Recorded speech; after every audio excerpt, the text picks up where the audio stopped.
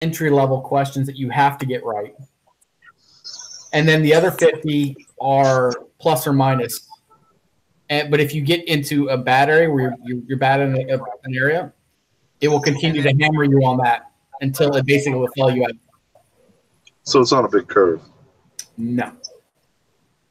In fact, it's funny. The one guy said people will fail the test and be like, well, there's all these questions on this one domain, and they kept asking me that. The funny part is the way the test is designed, that if it continuously asks you stuff out of one domain, it knows you don't know it, and it's just intentionally trying to fail you out on it.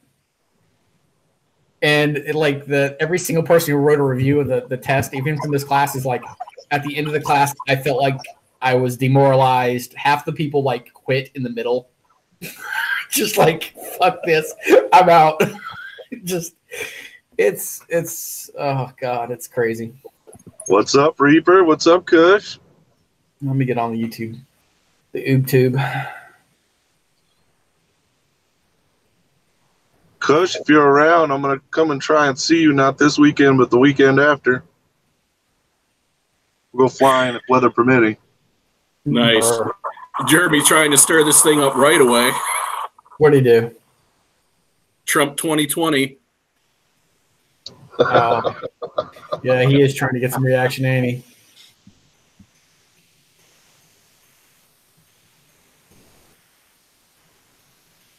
It's always in the action.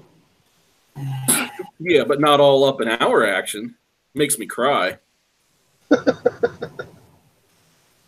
Somebody's getting molested at Nuba. Oh. Speaking of that. So Jeremy, a whole bunch of people are going to get molested at Nuba. Oh, yeah. You going to come this year, Jeremy? You've had plenty of notice, fucker. Oh, something about his dick still hurting, or is that sand still in your vagina, bro?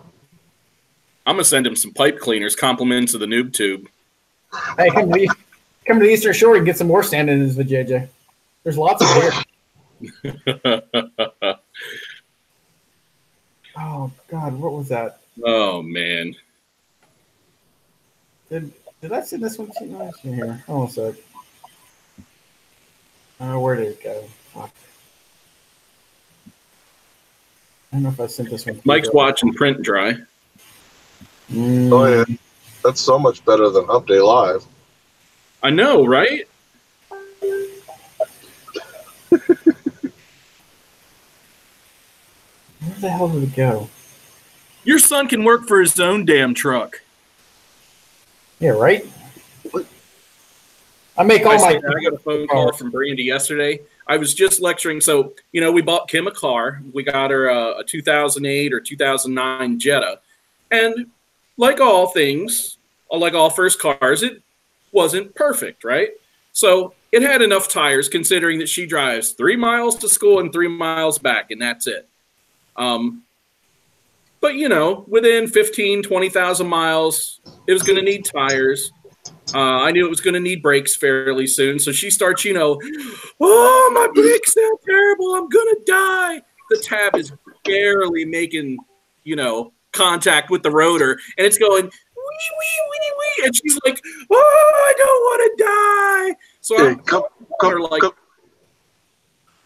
you buy the pads, I'll put them on. Not a big deal. And then she's up about the tires, and I'm like, now tires for your car, you might spend $200, $250 to get tires all the way around. Well, when I talked to my wife yesterday, well, I took Kim and got her tires, and I'm like, yeah, of course you did. Nice. Hey, you know what? Keeps them safe. A kid ago, I would have thrown a temper tantrum anymore. She's going to do what she wants anyway. I love her. Hey, yeah. I'd have told my daughter, if it was my daughter, I'd have told her, come back to me when they're screaming so loud, people are calling the cops on you because they think you're killing somebody. Right? Life lesson. Where the hell did it go? What's up, Mr. Goss? I'm gonna have to check out your video. Hanging out for a while, he deserved a wrench. Yeah, I'm gonna have to check out his video if Plummet thinks it's that good. Oh, yeah? Well, that's what he's saying. Where did it I'll have to go? check it too. I didn't notice it. But I haven't had too much time to sit and catch up today. What Well, up, Liz? so you guys know what day it is.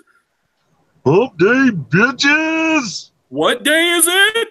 Hump day! Whoop, whoop. Whoop, whoop. Wednesday? It was still like, whatever.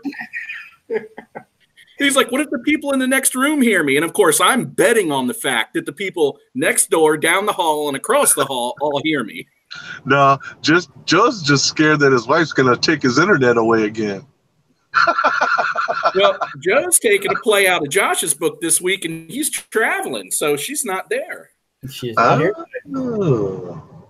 See those lines in the ceiling, those telltale Yeah, Telltale Hotel. drywall joints? Yeah. Mm-hmm. I can tell from the lack of light. Yeah. This is one of those. This is one of those ones you don't turn the lights on too much because you might see stuff you never unsee. Right. What up, Chris? You know, speaking of Chris, you talk about somebody who's come a long way in flying. Did you see his last video? Yes, I did, dude. It was looking fantastic, and he thinks it's all the tune that you taught him, but that helped. It made shit a little smoother. But man, you're flying, dude. That inverted yaw spin, I can't even do them that fast, and I've been doing them for months. You know, it's funny. So I haven't had time to watch much, but after I saw Chris's video, I was like, all right, hold on. So I went 1 month back, and then I went 1 month further, and then I did that one more time. If you just watch one video from the last, but put about 4 weeks in between, one video every month for the last 3 or 4 months of his, this guy is out burning packs every day, and you can tell. And I hate him. All you gotta do is go burn packs. I've been trying, man. Choices. You know, well, last year that was my game. It didn't matter what the weather was. I was out burning packs. I didn't always have anything to show, but I was out running them anyway. And when Chris and Eric started hitting me, you know, man, what can I do? And share your tune. I was straight up. I'm like, the tune ain't gonna help you. So I can take a stock tune of anything and make it fly damn near great. It's all stick time. And Chris was like, challenge accepted. He heard it loud and clear. Sometimes I think E-Drone's still trying to find that magic tune. Magic. Where did it go? Badooger. Badooga, you're still actually up, bro? What the fuck? It's like 2 o'clock in the morning over there right now. He's getting fucked up. Portugal? Ah, yeah. All right. Or First item of business, guys. So I took another plunge. It was time. It's time because I'm starting to get low on the straps I like. So we went ahead and got some of those homemade hot dog straps. Look how stiff those things are. Damn. Now, you can also tell these are home. Look at that quality stitching. Look at those lines. They're so curvy. It's custom, baby. But man, you really just can't appreciate on the website, and even hearing somebody talk about it, these are that real thick nylon. They literally are seatbelt material that he then cuts to length, and, you know, he burns the ends so that they don't fray. And then this end has this huge fucking metal buckle. I mean, this is thick. This strap is probably never going to break. Mm-hmm. Now, they're on sale right now for like $11 a piece. And so what I did is I got 2 because I'm going to have 3 running quads, and one of them is fine running shit straps. I've been running shit straps for 2 years. It'll be fine, right? One of these will go on one quad, one on the other, and then I'll do like Dave said, and I'll run a shit strap next to them. You just don't. This has got to be next to the goggle strap, the best money I've ever spent on my quad. You know, we plug them so much, bro. I'm thinking Ben just needs to sponsor the show. Great. Well, and you know, I've told you personally, but, well, actually, I think I've said it in our group. I keep meaning to plug him and say, hey, how about a NoobTube discount? I think that would be a great sponsor for the show. Hell yeah. So, You know what? I agree. I'm going to send him a message right now. Tell him to get in here and we'll grill his ass. Actually, yeah, okay. I'll wait for him. I'll ask him publicly, put him on the spot. Oh, wrong. He won't be able to refuse. That's awesome. Yeah, for you guys who don't know, Dog Gears is legit. I still haven't bought like a freaking strap. It's on my computer at the house on the browser still, and I just because I'm like, okay, wall's downstairs. Oh fuck it, I'm not moving.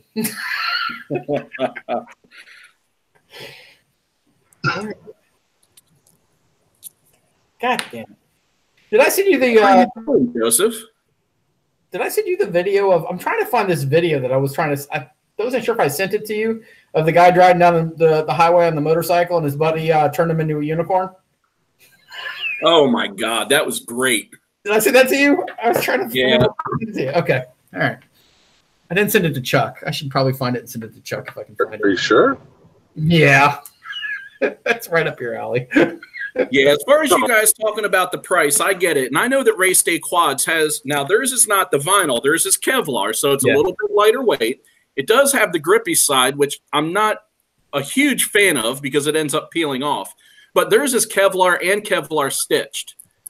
This is not Kevlar. It's nylon strap, but it is Kevlar stitched, and it is double stitched all the way around at least. And look at all the stitching in the hook of that Velcro. Yeah. This thing's never coming apart. That just makes me hard. Yeah. But if this is too much, and, you know, I get it, RDQ, you can buy theirs for, I want to say, $6 a piece. But if any of you guys have ever had a battery eject, there is literally nothing worse for your quad, or almost nothing worse, as having a dangler or having a battery just come loose, because all it takes is a good prop strike to that battery, and that whole thing might be going up. All about the danglings. Oh, I mean, it's funny to watch, but when it's not yours. Real quick, I just got to say what up to Bandito, our resident troll. Good to have you back, brother. Yeah. How are you? Hey, every stream's got to have a troll, right? Uh-oh. What's he doing? I don't know. Trolls unite. No. Yeah, he said he's a troll. I haven't quite figured out who he is yet, and I'm okay with that. I like a little mystery. He's the Bandito Burrito. Okay, I don't know. I know Josh lives out in the middle of BF and nowhere. Well, a little less than BF and nowhere than I do. But I tell you what, one thing is nice about being in a city. Like, I can't fucking get anything ordered and delivered around here. It's fucking awesome. Yeah. I'm not in the boonies this week. I'm in Chanhassen or Chaska, whatever you want to call it. It's almost the same area in Minnesota, which is about half hour, 45 minutes west of Minneapolis. I was coming here for 6 months before I figured out that Prince lived here before he died. Just open the fucking bag already and get it over with. Hold on. I'll do like I do in class, under the desk. I don't know what you're talking about. With your faggy straws. Hey, I was hungry and hey, I think the gym in 2 weeks, so veggie straws it is. I think they're good, personally. Actually, they are pretty good. Oh, we got the authority back in the house. It is a pleasure to have you every stream, brother. Josh Seidel's showing up as usual too. The agile fool himself. The agile. He's pretty agile. Really? He is. He's pretty definitely flexible. got a. Got what? Ruh-roh. I think we lost the drop. Open spaces, and he likes hammering the little gaps. I like little gaps. Dude, all we heard was like hammering the little gaps, bro, because you cut out. That was fucking perfect. Don't even correct yourself. That was great. Leave it. Last month. Well, if you're gonna tell me that, you then got to keep talking. You can't just like not have something to say. Always see everybody's eyeballs go like this. Because that's exactly what Chuck did. Wait a minute. Oh, Mike, too soon, brother. Last month's misfit. So I'm going to say for what little it is, and I know nothing about it other than the fact that Josh is not one of the misfits anymore. But you'll be all right. Whatever invoked that, whoever decided that it was time to split ways, you'll be all right.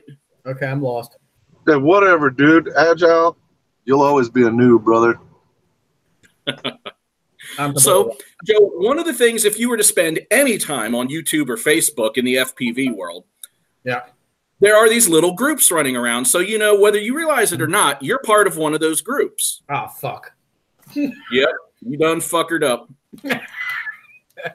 And, you know, they're usually just a local band of guys because there's not like Fort Worth where there's like 150 people running around trying to figure out how to smash gates together.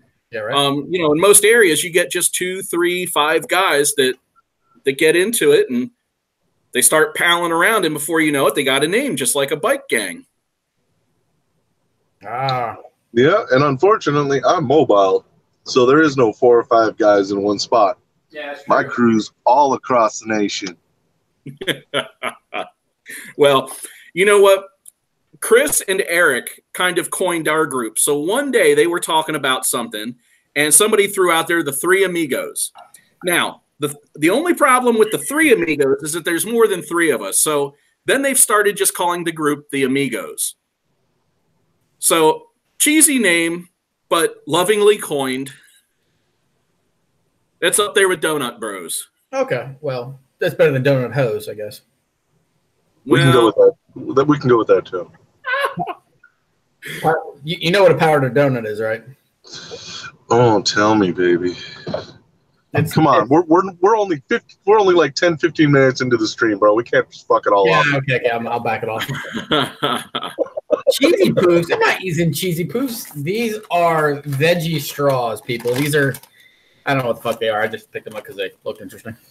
Actually, pretty good. One of the things I like about our name, most guys try to get kind of edgy with it, and it's all, you know, rebel and misfit and danger and all this other shit.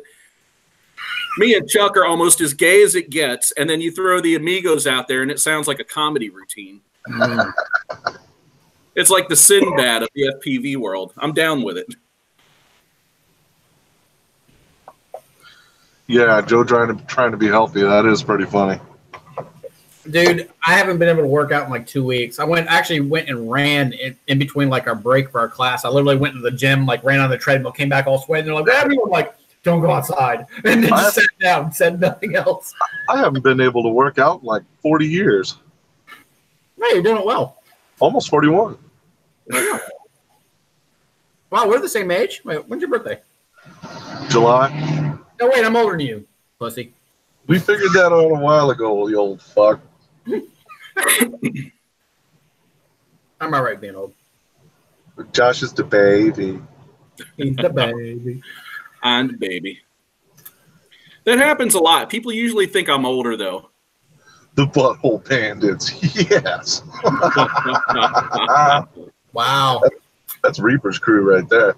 I ain't been to prison in a while. Oh, Butthole Bandits, crew 1.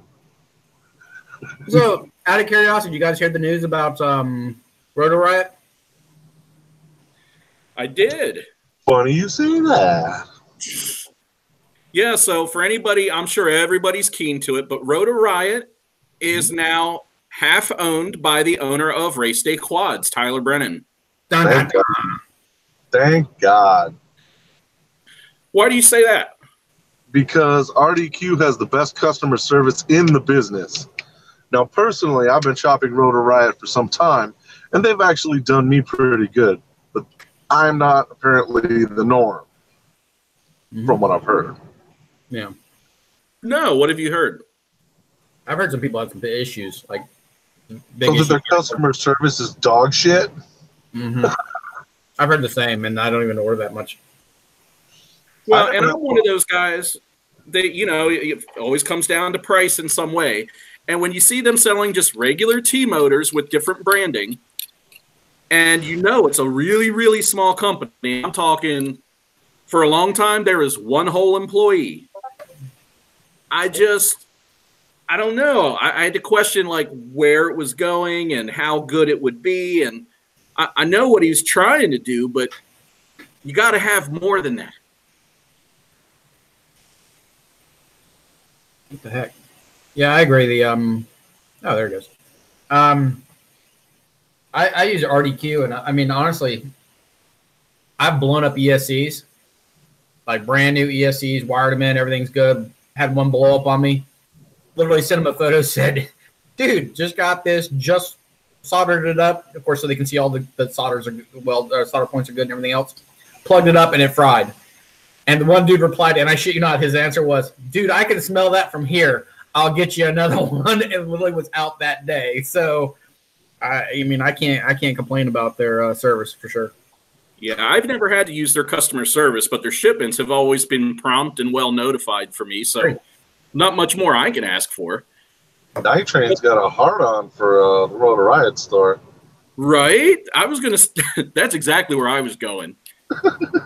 And Plummet's doing the opposite. So, Mike – all right. Michael, we got to find out what's going on, bud. Like, what happened with Rotor Riot that makes you so not happy about that merge? Now, I'm going to be honest, I don't really have many opinions about it. My only opinion happens to do with, and when they said 50-50, in my head, this is truly 50-50. Knowing what I know from some business ventures in the past, being 50-50 in any business is a bad move. Nightmare. Never do it if you can avoid it. Well, because worst case, see, 50-50 means you two have to agree on everything, that nobody can be the overriding factor. Exactly. And you always need somebody to be able to make a decision. Doesn't matter if it's good or bad. They just have to be able to make a decision. Knowing Capper, bro, it ain't 50-50. It's probably 51-49. Well, if he's a smart businessman, it needs to be honest with you. I mean, not no offense to any one in particular, but any business running the 50-50 model is a nightmare, is doomed for failure. Capper's definitely not a business slouch, for sure. Okay. Well, which one's Cap? Who's that? The guy who runs race day quads or Rotor Riot. He owns Rotor Riot. Okay. So he no longer runs it, but he does own it still. So here's the thing I heard with the race day quad side of it was the fact that race day quad was having so many problems with their supplier Rotor Riot was having so many issues with their supplier that they basically decided to work with race day quads. And I don't know about the merger, if there's actual merger in there, but apparently it's been an issue for a while that they've been fighting with their supply chain to get stuff working. Well, Rotor Riot has had one company, a separate company, third-party company that's been running the Rotor Riot store. And it took them long enough to figure out that people weren't exactly happy with the company that was running that store. So here we are. The thing is, Tyler's a really, really enterprising, entrepreneurial young guy. You guys know he only started that store a couple years ago, and initially he was kind of doing the group buy thing where he was buying things that he knew would move, smaller quantities, enough stuff that could fit in his trunk that he could take to the track with him, right? And he realized that people were buying his stuff, and he noticed that people were flying harder and flying more, and just that in general, the hobby was healthy because of his small contribution, per se. So he decided he was going to run with it, and he has grown it little by little at a time. So, agreed. But, you know, and he and Capper both alluded to this, or flat out said it. Brennan tried to go 50-50 with Capper on race day quads, and Capper was like, young kid, like, no experience. Yeah. I don't think so. You definitely got to be a businessman when you're trying to do that kind of stuff. I mean, the supply chain game is no fun. It burns you on both ends. Either if you're trying to get it out quick, you're paying a lot. If you're not spending it, if you're not getting rid of it quick enough, it burns you in the tail end. So it is a hard one. Joseph, why you gotta drop secret bombs on me like this right in the middle of a live stream? Ooh, it made me so hard right now. All I gotta say is you should have got 5. I agree. No argument. Anyways, moving on. No, I don't think it's going to be either here nor there. What happens with any of the business is really just between the two of them. But I'll say for somebody who wants to be on top of the shipping, the customer service, and the warehousing game, He couldn't have made a better move. And you see how they started out is by moving Rotor Riot and Race Day Quads into the same facility. And what's happening is the RDQ guys are pretty much teaching the Rotor Riot guys how to properly maintain a warehouse. Great. Yeah, it's a supply chains, like I said, is a fickle animal. I mean, I know with your work, Josh, with dealing with some of the customers, you see the pitfalls, and we lived a few of the pitfalls with our mutual experience. I would never want to get into the stocking inventory game because of that. It could be nasty. Well, you got to have disciplined people who have a vested stake in the accuracy inventory. Who's I'd agree. What is that? Baduga? Baduga. Somebody decent on this side of the pond. He's the one in Portugal. Well, you're in Europe. Nothing counts for you. Well, that's exactly what it amounts to, because Europe is lacking in hobby shops. Well, not only that, their regulations, well, at least from the people I've talked to, can be such a pain in the ass. And I don't know if it's, I don't know, man, because I know half the shit we sell here, they couldn't get there because of the power output on the VTXs and things like that. They wouldn't even probably make it into customs. Yeah, we'll see what comes with the content. Yeah. Sorry, no, you go ahead. I've heard the troubles that Baduga's had just trying to get lipos up in there. It's really hard. Well, and Portugal's extra isolated because of its, geography. So what? What are you talking about? Now, if he's in the Azores, I would agree with you. But if he's in mainland, he's freaking sitting right off of Spain. So, shut up. Okay. To get Baduga online. I can't even argue that. Yeah, sure. I don't know how good his English is, but I'd like to get Baduga on here just to get a different point of view from our European partners as to what they put up with. So whenever people are here complaining, oh, I can't fly in a park. Like, really? I'm sure he's like, yeah, I can't fly. Okay, next step. Like, I mean, Baduga's a rebel, man. Is he really? That's awesome. Hey, Mike, don't think that Tyler doesn't have his own stuff going still just as strong. He's just pulled on extra work for himself. Well, and if anything, he's making an investment. It'll cost him, obviously, a little money and a little time to start out, but going forward, minimal management, a little bit of direction for the company, some big decisions, and somebody to sign some checks here and there, and properly managed. All he did was diversify. Yeah. I've heard people say never put all your eggs in one basket. Joe and I have experienced that to the extreme. And I've even employed that personally. Agreed. So, are you starting an import business into Europe there, Josh? Because according to Baduga, said Josh is one of the entrances to Europe. Yeah, he wants some of those forehead bagels to be imported. Oh, yeah. Is that an Asian thing? No one knows what the fuck we're talking about. The hole's too big, Joe. I know. That's what I love most about it. I'm not even going to expand on it. Yeah. No. And yes, Josh does fuck bagels. Or I should have said it. Credit, man. Like a cheese wheel. God. Yeah, I think we should. I don't know, Baduga, I don't know how good your English is, but you should get on the video if you can. I'd be interested. I sent a link over. Okay. He's probably going to say, like, too late, or, yeah, he said he's too tired to do a decent speech. He thinks we want him to come on here and trump it up. Trump it up. I like that.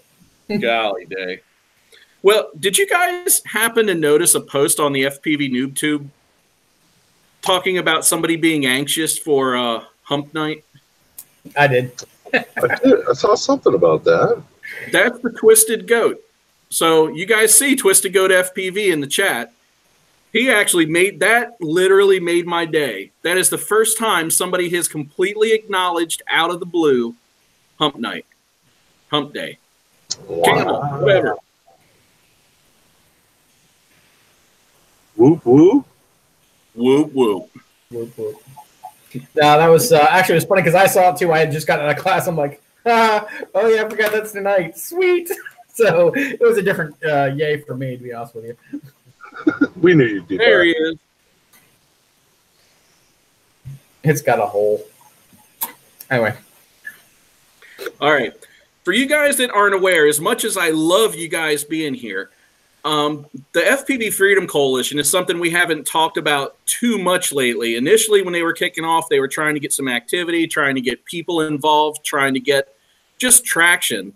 And in the last couple months, they have gained a boatload of attraction. So I want to remind you guys that every Wednesday at 9 p.m. Eastern, 9 p.m. Pacific, the FPV Freedom Coalition has meetings in their Discord. So if you guys want to head over there, catch up what's going on with the FPV news, it's probably a good idea once in a while.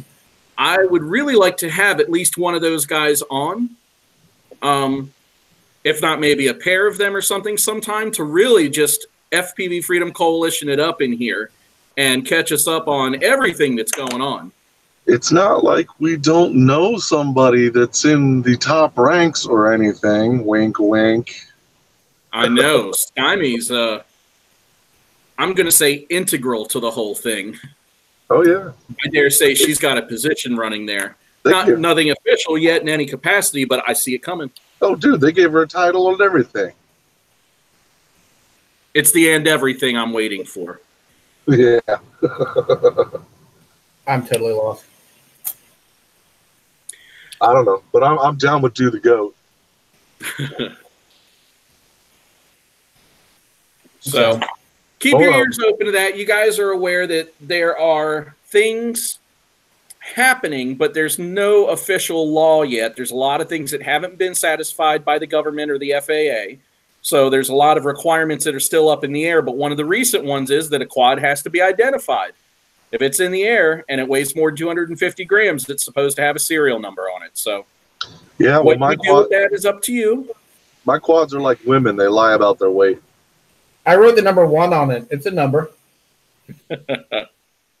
Number 1. Like, no. If Stymie heard me say that, she'd rip my balls off. I'd watch. Right? My goats are crazy and twisted. Okay. I think Twisted Goat and Quad Farm need to get together, bro. Oh my God. Yeah, but you know he'd have to go to Quad Farm. Yeah. You know how that goes. Rob doesn't travel. Where's Quad Farm? So did you hear something specific about the FPVFC besides them banning FPV Authority over here for pushing his shit? I saw that, and mind you, they banned him for pushing his shit. Then did you see them plug away on the FPVnoobtube? That's funny. We have meetings every Wednesday at 9. You guys need to come on over, unless you want to stay for the FPVnoobtube. And I was fine with it, but of course. It's good to know that you have an organization looking out for the hobby like that, because it is kind of, not being melodramatic, but it is under attack right now, you know? There's a lot of people making decisions that they're not educated or informed about, and they're doing it. Oh, you mean like whatever agenda they have in mind. You mean like all of government dealing with anything with the internet? Is it kind of like that? Kind of like that. Yeah. Hey, we got a wiener in the house. There's Ben. We were just talking about you, bro. Yeah. And I know you know this because you hand pack and ship all your shit. I am in love with these straps. These straps are legit, right down to, I mean, look at those lines. Those are the best strap-ons I've ever seen. I mean, when I got it, I laughed, but a laugh of pure joy because of the handmaidedness of these things. Mm-hmm. So, but, you know, I was thinking, Ben, and let's not even talk about everybody who is in the new tube that's bought from you, but I personally spent a little money in the shop, and I'm going to put it out there publicly that I'm wondering if we could get like an ongoing FPVnoobtube discount from the hot dog shop. Maybe. We talk about you guys all the time. We really do love your stuff, and I'm trying to get more people to love it and to show you by buying it. So consider that. And if you don't want to talk about it here live or want to talk about it in chat, hit me up on Messenger, homie. Yep. Or if you want to give us the pleasure of grilling you while you're in front of everybody, shoot, hell yeah. We're all for that shit. No, I wouldn't even push it if it was just some standard thing, but hot dog shit is legit. Absolutely. Chuck, you should stop. Yeah, Rob. Yes, you did. For anybody who doesn't know, they're on sale right now for like $10.99 each. I'll say they're under $11. They're normally $15 straps. Jesus, Chuck, you're gonna die.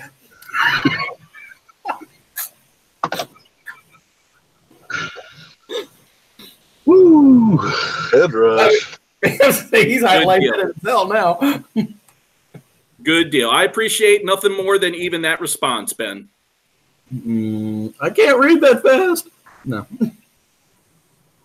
He just said, thanks, guys. He'll hit me up. Ben's a good dude. Ben's a good guy. He's going to let me down light. It's all right. That's okay. I'll just buy more shit. Right? Yeah, right. Hey, we could also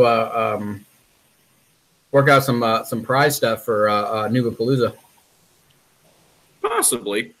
I'm more anxious even just to get everybody, under the same tent together. Do some palling around the Philadelphia, Baltimore areas. I'm taking off work. You gonna be there all week or what? That's the plan if I can. Yeah. I know. I've slept in the same room as Josh. I don't know if I want to repeat that incident. Well, I didn't offer anybody the chance to stay at my house, so. No, I don't want to be in the state. I know I'll still hear you. I've heard it before. It's like haunting in my head. Well, now you got your Darth Vader mask. You shouldn't be making that noise anymore, right? Yeah, right. You sound like Darth Vader when you sleep, because that would be awesome. Oh, look, Ben ran in record time. He's like, fuck this place, man. I was here 5 seconds. They're already hitting me up, fucker.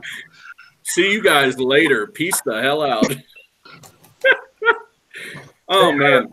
Well, Baduga, thank you for staying up this late for us, brother. That's thank you very much, guys. Serious dedication. Joe, I've had those, and my mother-in-law actually tried to tell me that they were healthy because they're veggie sticks. I'm like, they're orange fucking potato chips. Yeah. There's enough salt on these things to put my blood pressure into the stroke zone.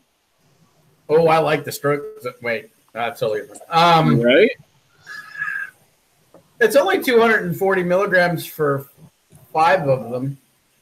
Oh, wait, no, that's 5 per container. Okay. That would be totally different. They're actually pretty good, actually. I like them. Veggie straws. Am I on a diet? Really? No. Come on. God, just for that, I'm going home and eating 3 bags of chips. Yeah, right. Size. That's it. I'm going to call your dad and tell him to hit you for saying that. My dad would hit me for you saying that. Y'all don't realize I got regular beatings as a kid. Not as many as one of my brothers, but I got regular beatings as a kid. It was like a Friday night fun time activity. Oh. Hey, Frank, we're all doing pretty damn chipper, brother. How's the ground game going? Do either of you guys ever want to get in on the ground game? Because I do. I don't know. I've been there. I was there when I was younger. Yeah, but their stuff's different. Like, I watch some of these guys take these things and launch them off of hills, like into girls riding bikes and shit. You know what I'm talking about? That's what Josh wants to do.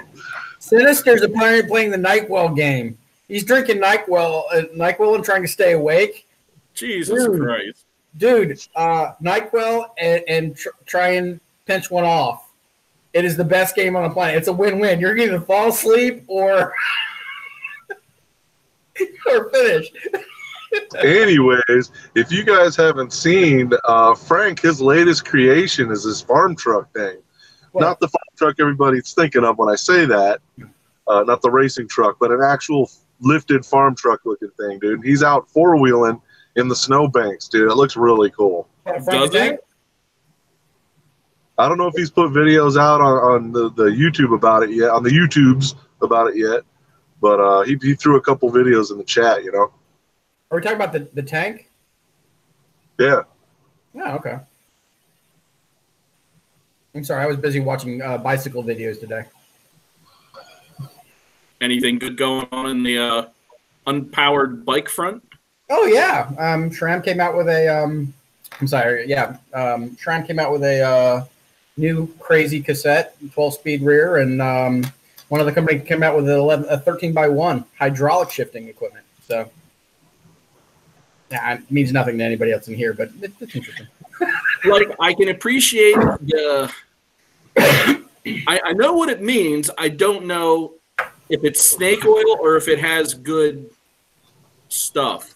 It's all of it. It's retardedly expensive race gear. Sounds cool. Yeah. I like anything that, has gears in it. What grinds my gears? Oh, thank God. I thought he picked up the piss bottle at first. I was like, oh, no. Too early for that. Give it another 15 minutes. Before and after? Is that what that is? Just got to be careful not to pick up the wrong one. Yeah. You just go back and forth. Air, water, land, sea. Rebels got all three covered. Air, water, land, sea. Really? That's what he says. Well, yeah, the boat's in the background where he was online 1 week. Hey, Yeah. Authority, what is it? Is it an old blackout or what? Because that'd be kind of cool. So disappointed that I didn't know what a blackout was till you mentioned it. But I jumped straight into the Wizard game and. Yeah. So, Joe, about bike hydraulics, isn't that more of a liability because of the nature of them? Like, wouldn't a cable be more reliable? No, absolutely no. Cable stretch. Now, okay. So this one's an oddball because of the fact that everyone is either gone to electronic shifting or to mechanical, like cables. They actually went to hydraulic. And the reason is there's absolutely no, you push it a quarter inch, it's going to move exactly the amount every single time as long as the system's perched properly. So it's like anything else hydraulic. It's only as good as the bleeding. So. Am I still doing Ironmans? No, I'm training right now because someone decided to put me through a windshield the other year. I'm still recovering. Are you working out all the kinks though? Like, is the training going well, or? Well, except for this training right now that I'm doing, that's eating up 2 weeks of my life. So, what you linking on there, bro? I know, it's just. So the tank threw a link to his video out there, but I wasn't sure if it went through to everybody. It didn't. So I figured I'd repaste it. All right. Well, since I didn't describe it with text because I was trying to be quick, so I'd get back to running my flat jaw. All right, Josh. Thanks for coming, man. We'll keep in touch. Where's Agile Fool at physically? He's just south of Fort Worth. Oh, okay. That's right. Yeah, he's like an hour and a half away or 45 minutes or something. Yeah, Josh, if you watch, I think it's either his last video or the one before. It's at the hospital that we flew at. And, dude, he freaking rips it, dude. We look like chumps what we were doing there compared to what he was doing. You realize that was almost a year ago. I know, right? Time flies when you're having fun. I'm just waiting to be able to see the fucking branches again. Well, if you weren't so damn cheap, you could get some HDOs and you'd be able to see them. Oh, so he's right, you know. Hey, see if we can get a good group buy on some HDOs.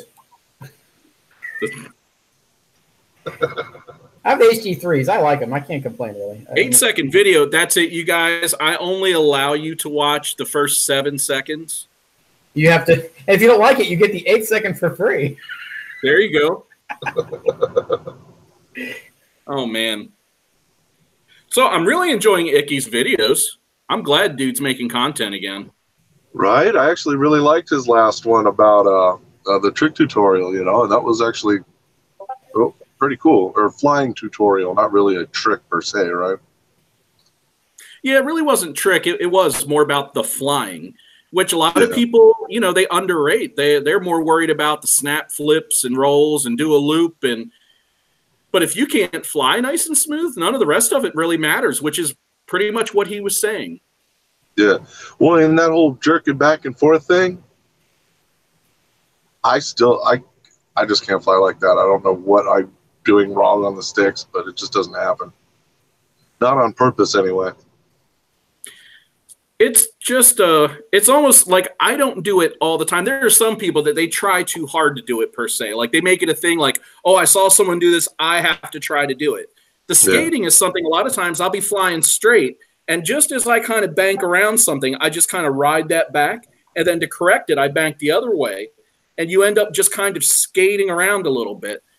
But, you know, I didn't notice what the point that he was making with that when you skate, sometimes it's easier to line up and to see the gaps and to see the holes and to hit them.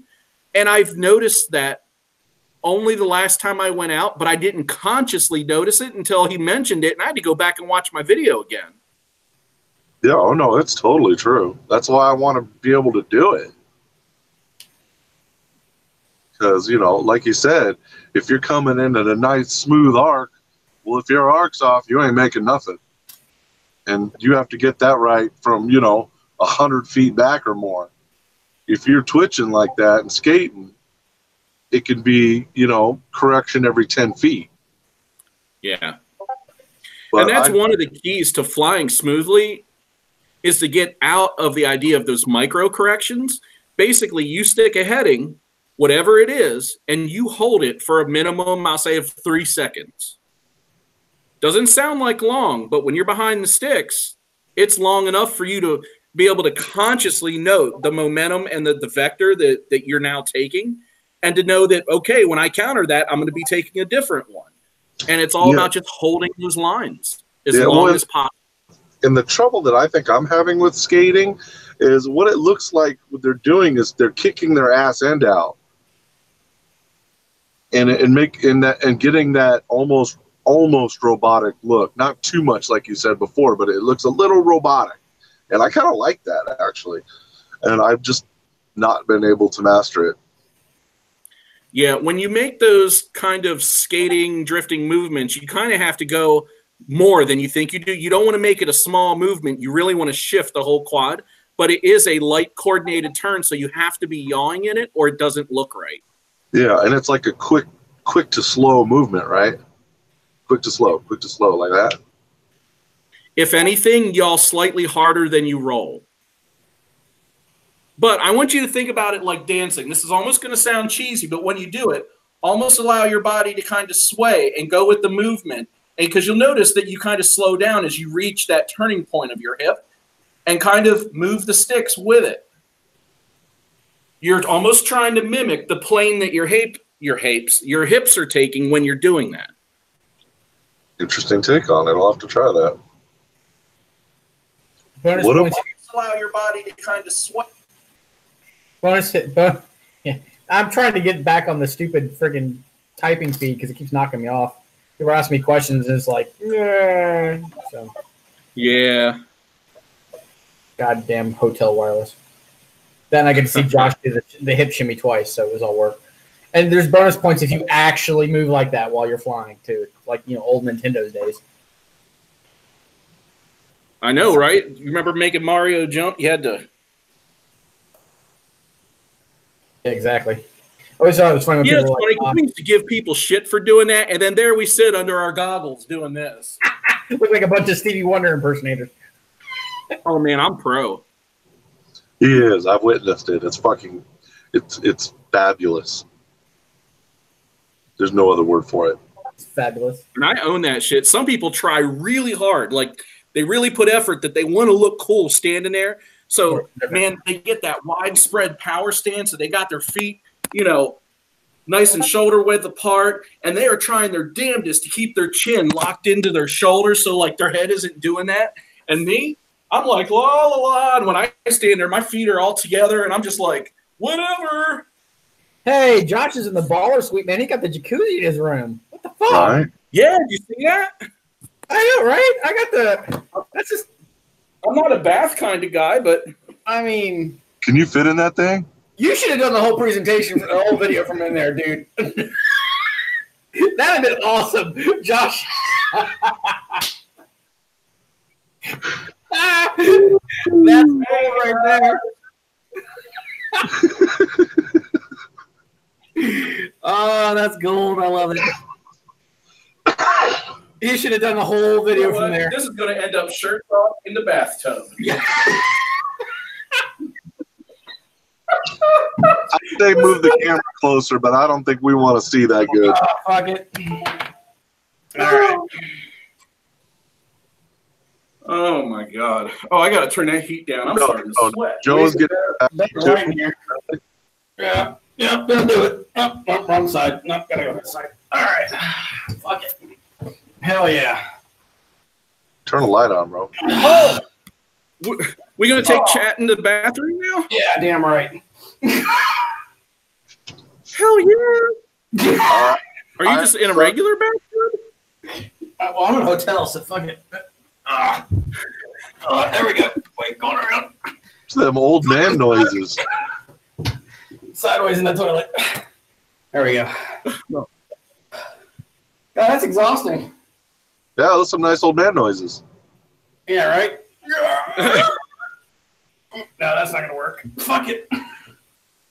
You know, that's what. Hey, Adam, that's funny that you say that, bro. Because last time I was flying, I was like getting pretty crazy, and I found myself leaning back farther and farther and farther and farther, like my whole body, not just my head, dude. I had to step back, or I would have fell down, dude. Yeah. And I try to lean on something when I can. Like, I don't mind leaning. I don't mind standing, but I hate sitting. Yeah, me too. I don't. Wait.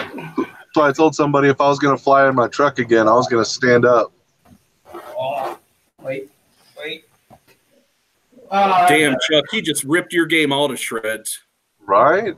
That is awesome. I just have to go towel mode. Yeah, let's not stare at your crotch the whole fucking stream. Shit, I'm going to do it just on principle. Fucking faggot. Oh, like I don't know somebody who's answered a video conference call in a bathroom. Who would I know that did that before at work?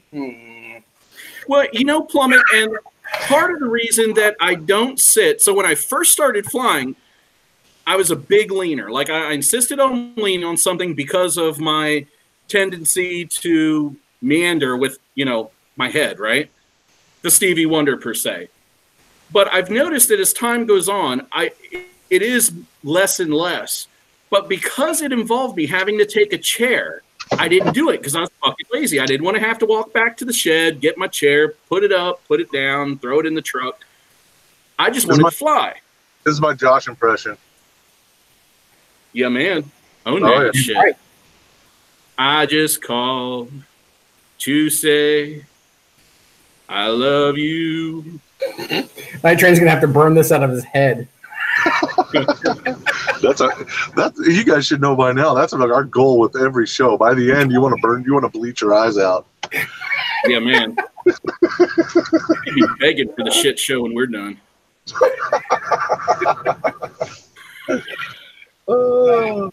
Gold, Jerry. Gold. Yeah, I'm okay with lean, but you know, I don't do that spread leg thing, or you know, feet shoulder width apart. And I'm sure these guys have noticed me doing it. I stand there with my legs together, just as tall as I can, and just that's where I'm comfortable. No Mr. Steel power stance? What's that? It actually feels funny when I do that. Was he do the display leg thing? Well, you know, yeah, he definitely got the power stance. If anything, he's a little further than shoulder width. Gotcha. I go with the tripod approach. Yeah, little guys got to have that power stance so they, look bigger. I go with the tripod, aka my legs have to be on the ground, my ass has to be touching something. If you're standing good for you. It could be you. I'm just saying. So Noobapalooza, watch out. If I'm standing next to you when we're flying, yeah, you may end up with my ass on your like leg. Could happen. But I'll tell you, for mobility, especially if you've got yourself a nice backpack, for anybody that jumped on those $40 low pro BX3s, Hell yeah. you know, you get a good backpack with solid support, something that you can hike a little bit with in case you got to walk a couple miles to get to where you're going. And then all you need is a place to stand. I've started bringing mine to work every week. I just move my laptop and everything into this. Hey, did you know there's a compartment on the bottom? I'm not going to lie when I say it takes up more room in the overhead than my carry-on. Did you know there's a compartment in the bottom? With the condom in it? Yeah, it's got a raincoat. Yeah. It took me like 3 weeks. I'm like, what? There's a pocket down here. I did that too, and I'm like, oh, there's a pocket. And then when that thing came out of it, I was like, what the fuck is this? Yes, exactly. And it took me a minute. I'm like, oh, it's a waterproof bag. Yeah. Fucking plummet. Oh. I know. What is he going to push me over? No, he's going to push you down. Yeah. Down? Yep. Down. Hey. I'll be back in 1 minute. Is Just he coming like to Newpalooza? He better be. Did someone knock on Josh's door? Room service! Housekeeping. Housekeeping! You need makeup? No, I'm trying to sleep. Yeah, I think somebody knocked on his door. Oh my God, he might get raped. Cool. We got a live feed, right? Turn the camera. Oh Jesus. Double A, what's up, brother man? So he's gonna push me over, push me down. While you're humping his leg with your ass. That's not really humping. That's more like, you know, roid rubbing. I don't know what the Roid rubbing. You ever heard that term? All right, that is word of the day, children. Hashtag roid rubbing. Gonna go on a t-shirt.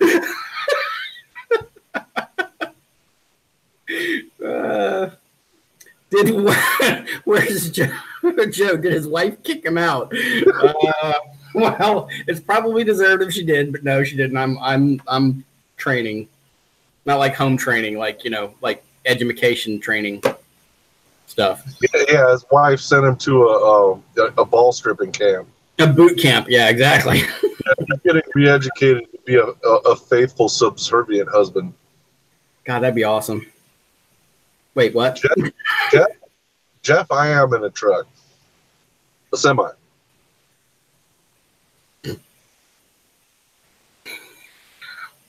Not the same as hemorrhoid hammering? No, I'm pretty sure that's totally not the same thing.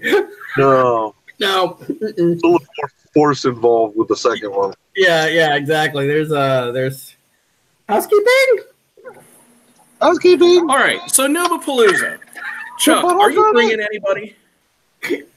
Probably not. Okay. Bring your daughter. Well, You said you had a daughter. Bring her. Show her what kind Joe of likes stuff young girls. You got to watch it. That's not true. No, my favorite thing is when people say they have a sister, and I'm like, is she hot? And they're like, what? I'm like, is she hot? I mean, like, Joe is not getting anywhere near my daughter. Well, I could be her dad, quite literally. So no. You have less to fear from Joe than you do me.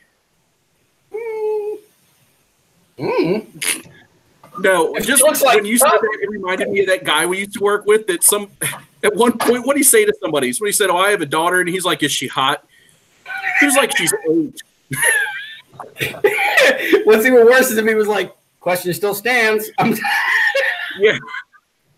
Oh my God, he was something else. No, so let me see. Is Plummet still in here? All right, well, Plummet, if you're still in here, or if Night Train's in here, are you guys like riding in together? Are you driving? Are you flying? Like, what's the deal? Because now I'm curious. I know Ben's flying in, but we'll probably have to go over to the airport and pick him up. Hey, Chuck, they're asking if it's a Kenworth. No.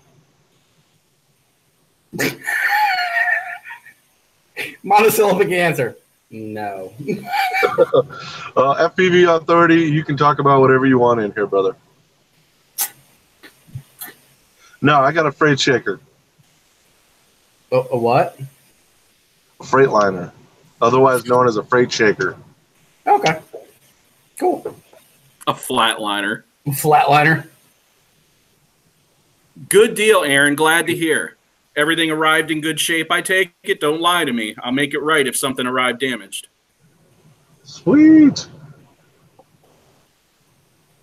Night Train. Where's Night Train coming from? Mike, you're hoping on going. That's not what I want to hear, brother. Yeah, well, Mike was out of work for a while there. Painting was dead. Just like Josh's dead eyes. $380 energy bill? Holy shit, dude. What are you hitting with, like, unicorn? Motherfucker need to get a wood stove. Need to, like, bag up his windows or something. Burn poor people. Do something. Your wood pellet doesn't Jesus cost Christ. Hey, I got a 1,600 square foot house. It doesn't cost that much to heat it. I got a $6,000 tax bill. Fuck that. I'm getting a return, baby. I'm getting all kind of quad shit.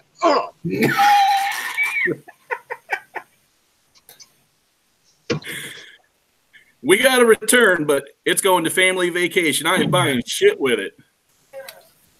Except the fucking shit bagel. I've been here for 7 years. It's my honey buddy. Put it on speaker. Hi. Oh, yeah. All right, hold up. You're going on speaker. Hi, honey buddy. Hi, honey. Housekeeping. Chuck's being a nutball. Weird. Hey, your husband wouldn't like me if I wasn't weird. Dronapalooza. Well, Noobapalooza takes place on the week of May 20th. One second. Wait for it. Wait for it. Waiting. I think we're going to be waiting for a while. He's got us muted. Oh. It's because his wife thinks we're a bunch of fucking nutbags. She's probably right. I was about to say that.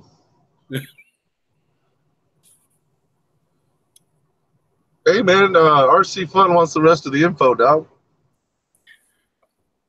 Well, you know, he's not far from us, or far from where we're going to be. We are going to be just south of Dover, Delaware. Specifically here. Noobapalooza is going to be headquartered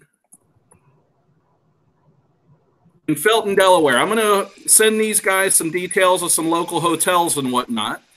Yeah, phone sex commencing in 3, 2, 1. Don't you forget it. Oh, you look so good right there, dog. No, she was Jeff, solid, man. Solid purchase. What do you get? So he was asking us last week about the RunCam 3S, the cube camera. Yeah. Mm-hmm. And based on my prior experiences on just the 3, not the 3S, I said, it's plastic, it's shit. You're better off to spend your money on a session. Yeah. Either spend a little more, 130ish, get a session 5, or you can spend 70 or 80 and get a session 4, which for most people will give them more than what they want. Mm-hmm. Well, he actually found a deal and got 2 refurbished sessions for $100. Fuck yeah. Yep. Hey, Jeff, do not forget to go to the GoPro website, sign up for $5 a month for the replacement program. Especially if you're going to be testing their durability. Even if you're not, after about a year of getting banged around, they're going to go out. Well, and here's the reason I say this, Chuck. If he wants to wait to sign up and not be paying the $5 a month before it's necessary, he can do that. And he can place a claim right away. He just can't cancel it. Oh, yeah. Dude, I got my once you start, you can't stop. I got my broken one right here. I haven't signed up yet. I'm thinking I might actually wait until the second one's broken. What did you do? I just bashed it with the battery in the back of it too many. The battery freaking butt raped the camera too many times. Gotcha. Yes, Jeff, on refurbished too. It doesn't matter who you purchased it from or anything. You don't have to buy it from GoPro. They stand behind it. They will repair it and send it back to you for $50. That's cool. But I have two pieces of it.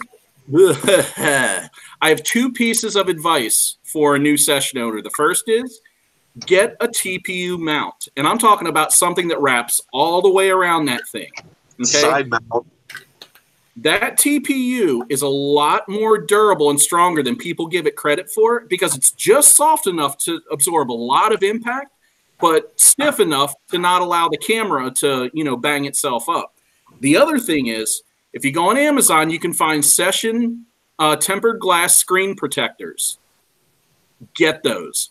I have taken dead on the glass collisions on my GoPro that were all absorbed by the tempered glass. It broke and the screen was fine. Didn't even have a scratch. Joe.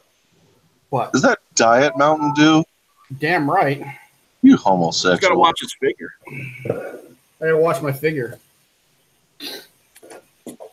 I watch mine every year. Well, when you drink one of these cases a day, you probably should not drink the regular stuff.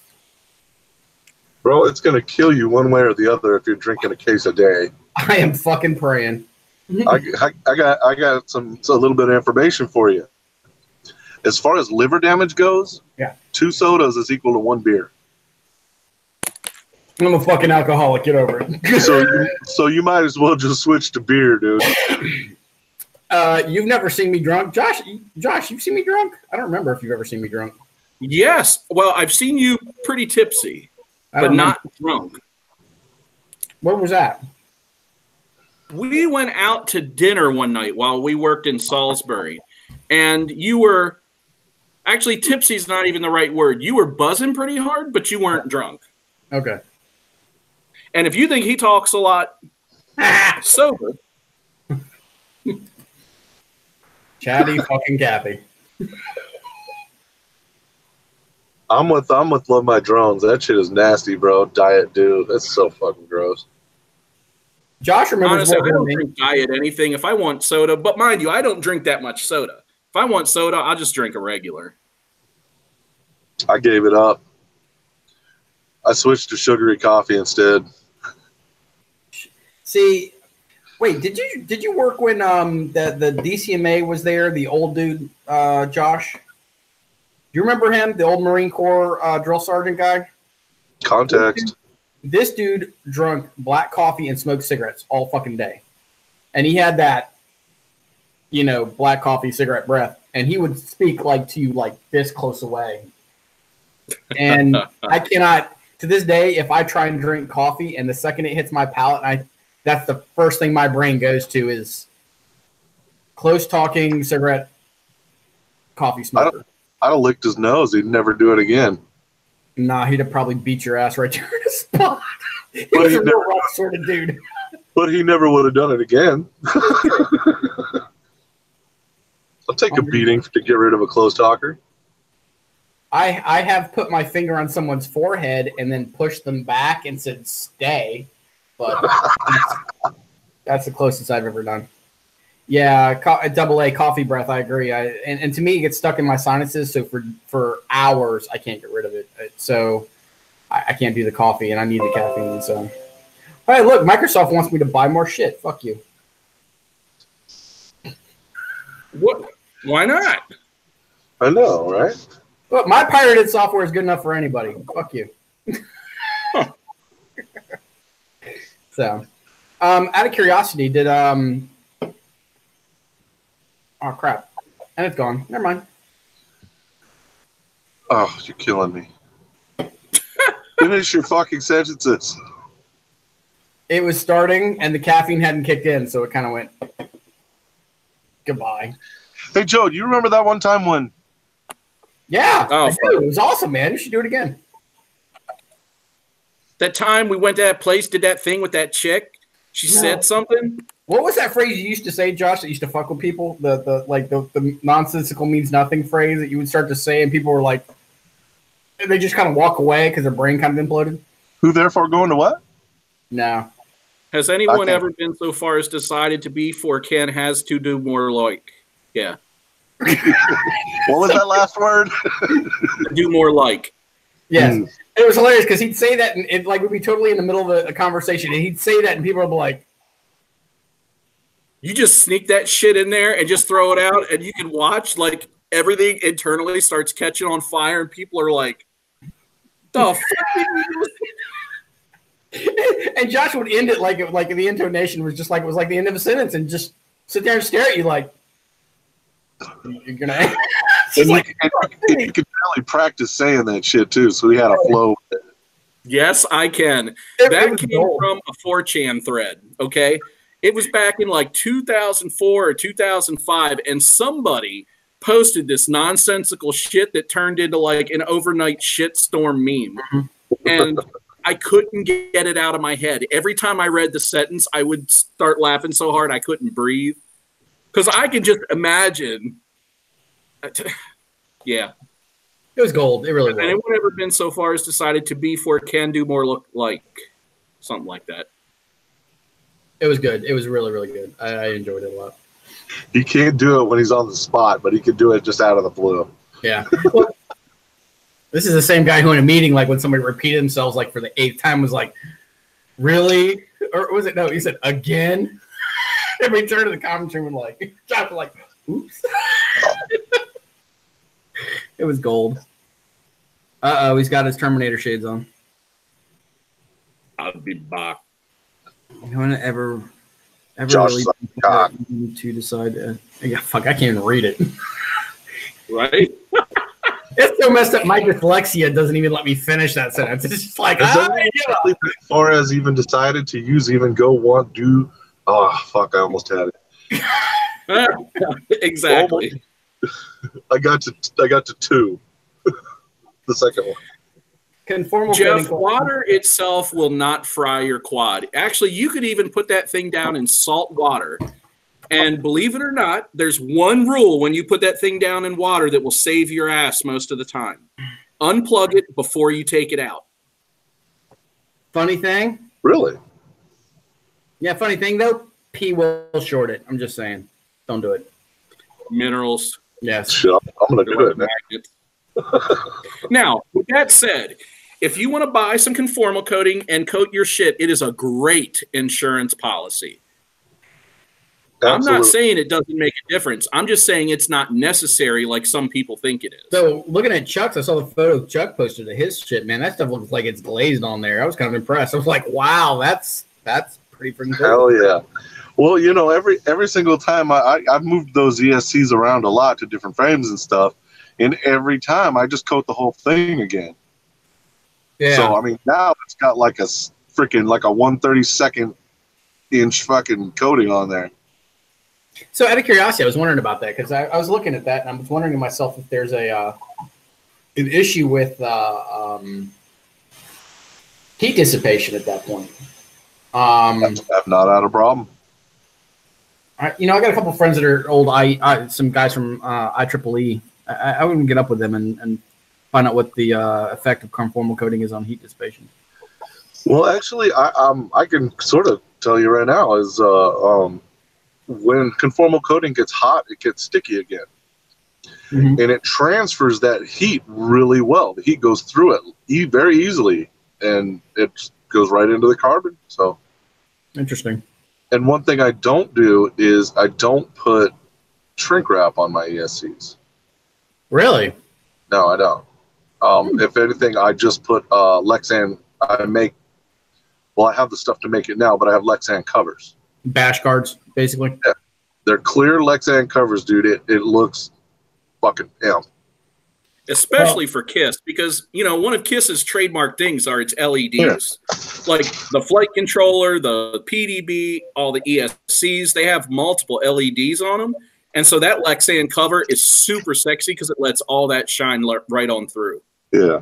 Now, this stuff is too thick, mind you. I ordered some Lexan. It was too thick. I got the thinner stuff coming, but that's an example. Oh, what, do you melt it or do you heat it up or is it just you just heat it up and bend it or what are you doing? You get one of those vice grips that's made for bending sheet metal. Yeah. Or clamping onto sheet metal that has that big flat part welded to it.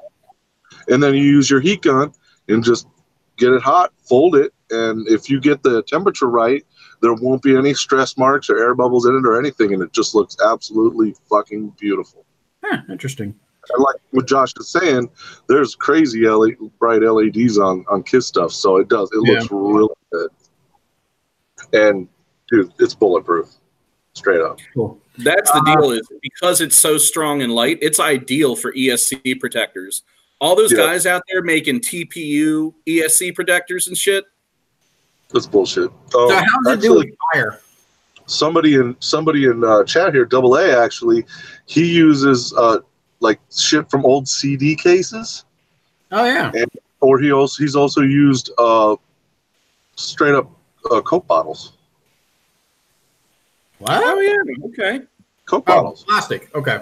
Sorry. Yeah, it's just the plastic. I mean, all it's there for is to prevent prop strikes from fucking shit up. A high impact's still gonna blow something up, as one of my last videos has shown. But yeah. How does it do with fire? Because I seem to catch shit on fire all the fucking time. Oh, it burns a hole right through the Lexan. Okay, cool. The Lexan does not seem to leave a coating like plastic would. Okay. No, it chars.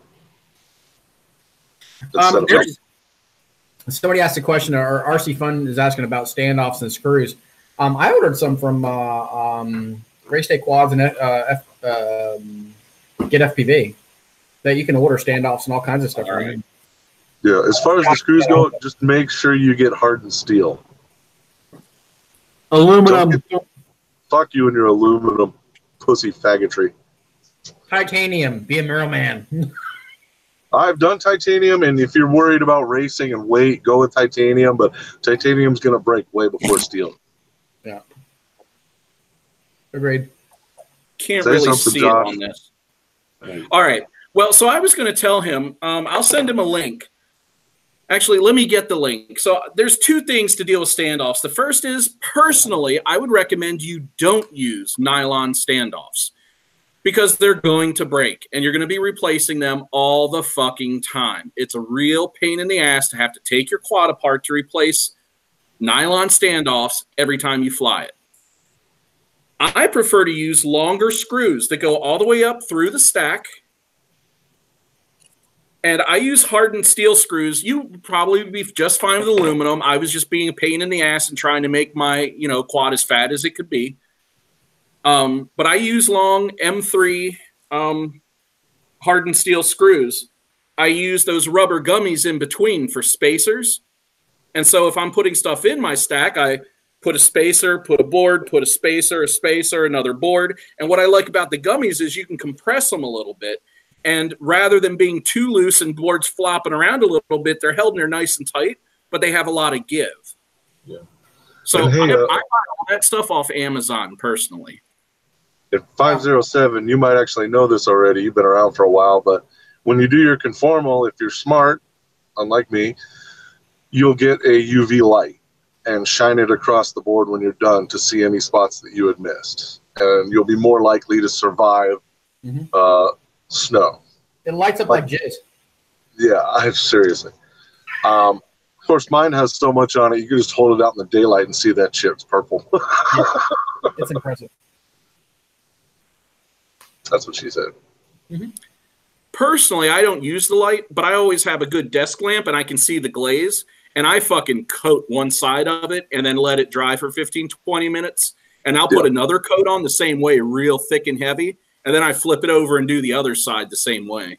Dude, I was thinking about just sticking something inside the USB connectors and stuff and just dipping it. See, okay, out of curiosity, Josh, you're using the straight through bolting. Now I use a lot of the like rubberized standoffs for vibration dampening.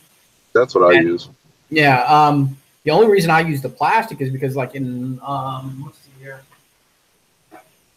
Yeah, on this one, for example, on the 7, it's so tight that if I didn't, I literally can barely fit the strap through the stack, and it's so tight because I'm running a 3 stack that I have to use the solid on the bottom, then a rubber bushing, and then the plastics I actually shave down so that I can actually get the stack low enough to fit inside the frame. You can save some of that and open up some more space just by stacking the rubber grommets or gummies and using a straight through stack bolt. Yeah, I don't know about that nitrane. That stuff actually conducts electricity. What's that? The shake and bake waterproofing. Haven't seen that. You guys Where'd you hear that? Huh? Where'd you hear that? I don't remember. It's an insulator. It doesn't conduct electricity. What the hell is shake and bake? I don't even know what the fuck that is. All right, so it's a 3M product. Let me see if I can remember the name. But it's hella expensive. Like 1 gallon of this shit is like $8,000 or something, or $2,000. Oh, totally. Right. I'll just get like 2. Huh? Nothing, being sarcastic. Oh, so what a guy does is he buys it and then he repackages it in much smaller packages.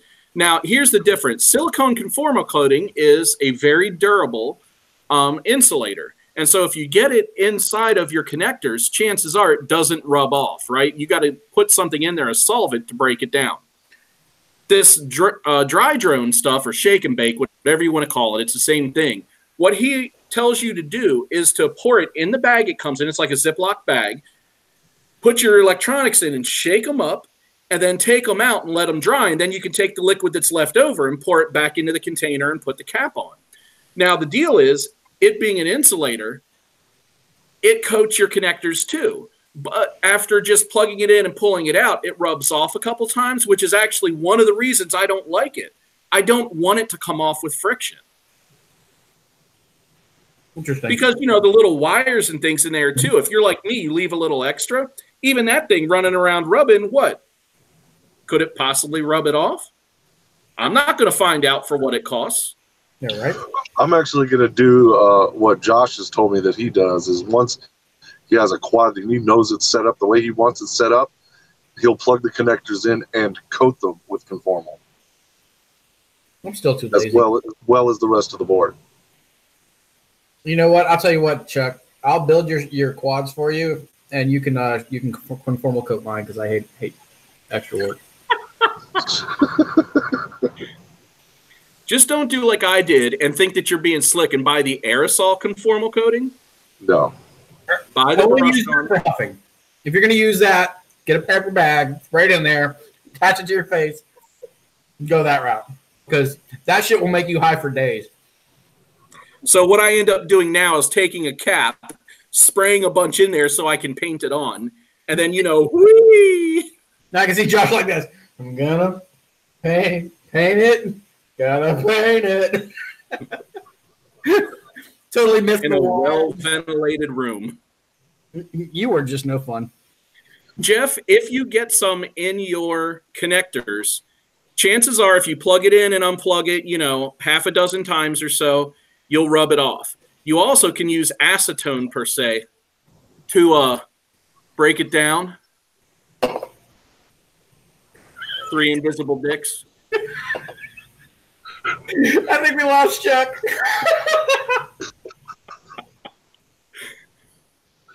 As you can tell, we are shake weight veterans. Yes. Yeah, so Jeff, get it's energy chemicals, silicone conformal coating, and get the brush on stuff. I want to say it comes in a 10 ml bottle. Yeah. You can get it for between $10 and $20. It'll last you a lifetime, per se. But I will say that 507 is correct in one thing. Conformal is not a guarantee. Nothing is a guarantee. That's why I said it was insurance. It's insurance, just like Josh said. It can still burn. Now, I've launched my quad directly into a snowbank and turned the thing into a giant snow brick and took it off and flown it just fine, but that doesn't mean you do the same thing and it won't burn. True. But it is fun just once to pack that bitch with snow and fly the 5-pound snow brick across the parking lot. It is. The battery, your motors hate you. Oh, man, and you can hear them. They're, ah! And that thing's just poking along. You do a punch out, and it's like, I think I can, I think I can. See, the key is you have to get, like, punch up and then flip to see if you can spin it out. So I thought I was going to be slick, and I packed snow and a ball around it, but it was too much, and it was really having a hard time. Wow, that's awesome. That would be the ultimate fuck you snowball fight. And I didn't have a camera at the time, so maybe this winter we'll see. That's the best way to get snow off. No. If you put A on the side of that one, I'd have been like Canadian. Sorry. Have another dude, bro. I know you're about empty on that one. I know. Well, the winter. So when I met Night Train, I'd gone up to Michigan for work, and he actually traveled a little ways, or was Adam? One of the two, anyway. Traveled quite a ways to get there, and I got in a day early, and the two of us just drove around Flying Tower, went to one of their famous parks. I say famous because it's known for, if you're really in the mood to break something, go there. Dude, and that park's fucking awesome. A few different places. We had a great time. I just jizzed my company computer with Mountain Dew. Sweet. We're now that guy. It's brand new. I just got it. You are that guy. Now that I'm not responsible for hardware anymore, I am that guy. God damn. Good thing I'm gonna give it back to them on Monday for a new one. They don't know it yet, but that's about it. No, Zero, not to put snowballs on there and drop them off from up on high. You make the quad a snowball, and then you fly the quad to the person. Shut up. I like his idea. I never even considered it. That's a good one. Double A. Really, Joe? Yeah. Chuck, I don't know if you know this, but 507 is quite involved with the FPV Freedom Coalition. I do. I've actually chatted with him a few times back when I was actually active on there. Okay. Yeah, I think he's the one that said that sometime we'll have to talk about converging the live streams or something. So 50, since you're here, earlier, before you were here, we were mentioning that sometime if you guys are maybe not having a meeting or something, we'd like to have one or two of you guys on to talk about all the stuff going on. And then, of course, just be personable, too. Not all business. Wait, I just thought of something. 507 is always in our stream, bro. Their stream is during our stream. Is he bogarting our channel? I think he's paying attention to us while Capper's flapping his yap. That shirt is missing a hat. Oh, I didn't, dude. I'm just giving you shit, Zero. Double A, what are you talking about? I'm confused now. I don't know. So what do you guys think of Capper's beard? I haven't seen it. Is it epic? I'm trying to think. The other day I was looking at him and I'm like, this guy looks like someone. And I laughed when I realized who I thought he looked like, and now I can't remember. All right, well, fuck it. That wasn't funny like I thought it might be if I could remember. All right. All right, then. No idea. So I don't know if you wanted to plug the new Palooza dates and make sure everybody's reserving their time and shit like that. Well, we're gonna have certain days that are gonna be for the core new crew group, and a few days for anybody that wants to come can come.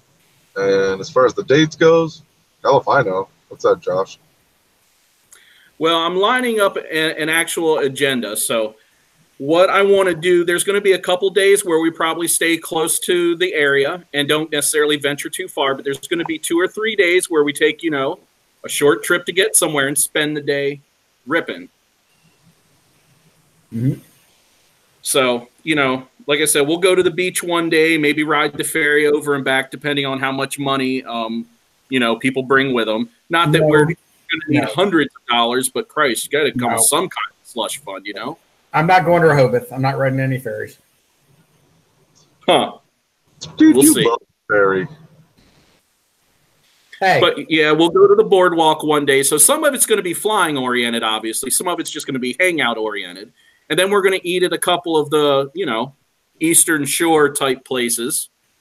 And then there's going to be a few days where, I have people over the house for dinner a couple nights too. And we'll do some barbecue and some seafood and stuff like that. So just kind of make. Speaking of which, Josh, I'm gonna need a good parts list for the flaw, or what the hell's the toothpick? Because I plan You're on probably better to check Bob's website for that. Yeah, I plan on getting a toothpick together, so you get yours ready, dude, and we'll do some off the cuff ripping at freaking places like that, like the boardwalk and shit. Jeff is asking about the quad box. All right, my take on quad box. Jeff, I take it you are extremely new to this hobby, and I'm going to tell you that when I started, I subscribed to quad box, and initially it was how I was able to get some spare parts going. Basically, by having a budget, $40 or $50 a month, I got some cool shirts that I gave away because they were all too small. I got some electronics that I could use. I got a lot of props. I got spare parts. It was a good way to budget, just getting some stuff. After about 6 months of that, I canceled it because I would rather spend the money on what I want, not what I was hoping I would get. Because some months you get really, really good shit, and other months you get not really good shit. I actually still subscribe to quad box myself. And I use it for, honestly, for just spare props. And in all honesty, all the stuff that was on the quad that I built was all quad box parts, to be honest with you. Very neat. So, oh, I got to remember to send you his address, too. Yeah, I was going to ask you about that, too. Christ. I don't know where the days go. Double A, I can't find the hat. I actually do have it. Was that actually your work shirt for you? Well, Central is the company I started working for until Swifty bought them. Interesting. No, not really. I'm just being nice. YouTube. Huh. Hey, love my drone. Drop $10. You are the man. Love my drones. Thank you. Thank There's you. more sweet stuff coming, homie. Yeah, we'll talk about that later. Double A, we're working on it. So one of these weekends in the summer, I guess. Sorry, I'm sitting here thinking because this month, in just 2 or 3 weeks, I've got a small weekend trip going. And then next month, I've got a week with the family in Orlando. And I'm going to try to get over to Rotor Riot and RDQ just because. You suck. Oh, wait. Sorry. Was that loud? Sorry. Yeah. Then in May, we got Nubapalooza. And basically, I'm out of PTO time. So I got to schedule it around a weekend where I'll fly into Indianapolis, pick up Chuck, we'll do something, and then drop him off on Sunday, and then I'll go to work. You won't have to drop me off for nothing, dude. I'm on my truck in your freaking driveway. I'm parking my car in the back of this truck. Not for Nubapalooza. To meet with Aaron. Oh, yeah. Tripping. Will you have a trailer with you or just your truck? Yeah, love my drone. Your family's going to go to Disney for a week, so we're going to spend probably a day in Universal Studios, 1 or 2 days on the Disney properties, and then enjoy some downtime just in the resort. And on one of those mornings, I might just trek on over to Rotor Riot and RDQ and see if I can get access. Of course, I'll reach out to Drew ahead of time and see if maybe even do a little flying in the morning or something. I'm going to have to take this moment. Mike said something. He said, super chat of $5 gets you in for drawings. Donations are for physical year. That's actually something we're going to change out a little bit. Me and Josh were just talking about this earlier. Is basically every time we get $100, you're able to pull that out of AdSense. Like you can't touch it until you have $100. And so every time we pull out that $100, we are at right now. I just got to set it up so I can pull it out and go buy some more prizes for everybody. The names, everything gets cleared. And you will have to donate again to get back on the list. If that's not clear enough, I don't know what the fuck to tell you. Ask me later. I'm tired. I got a tattoo. I'll show you later. It's got the instructions. Sweet.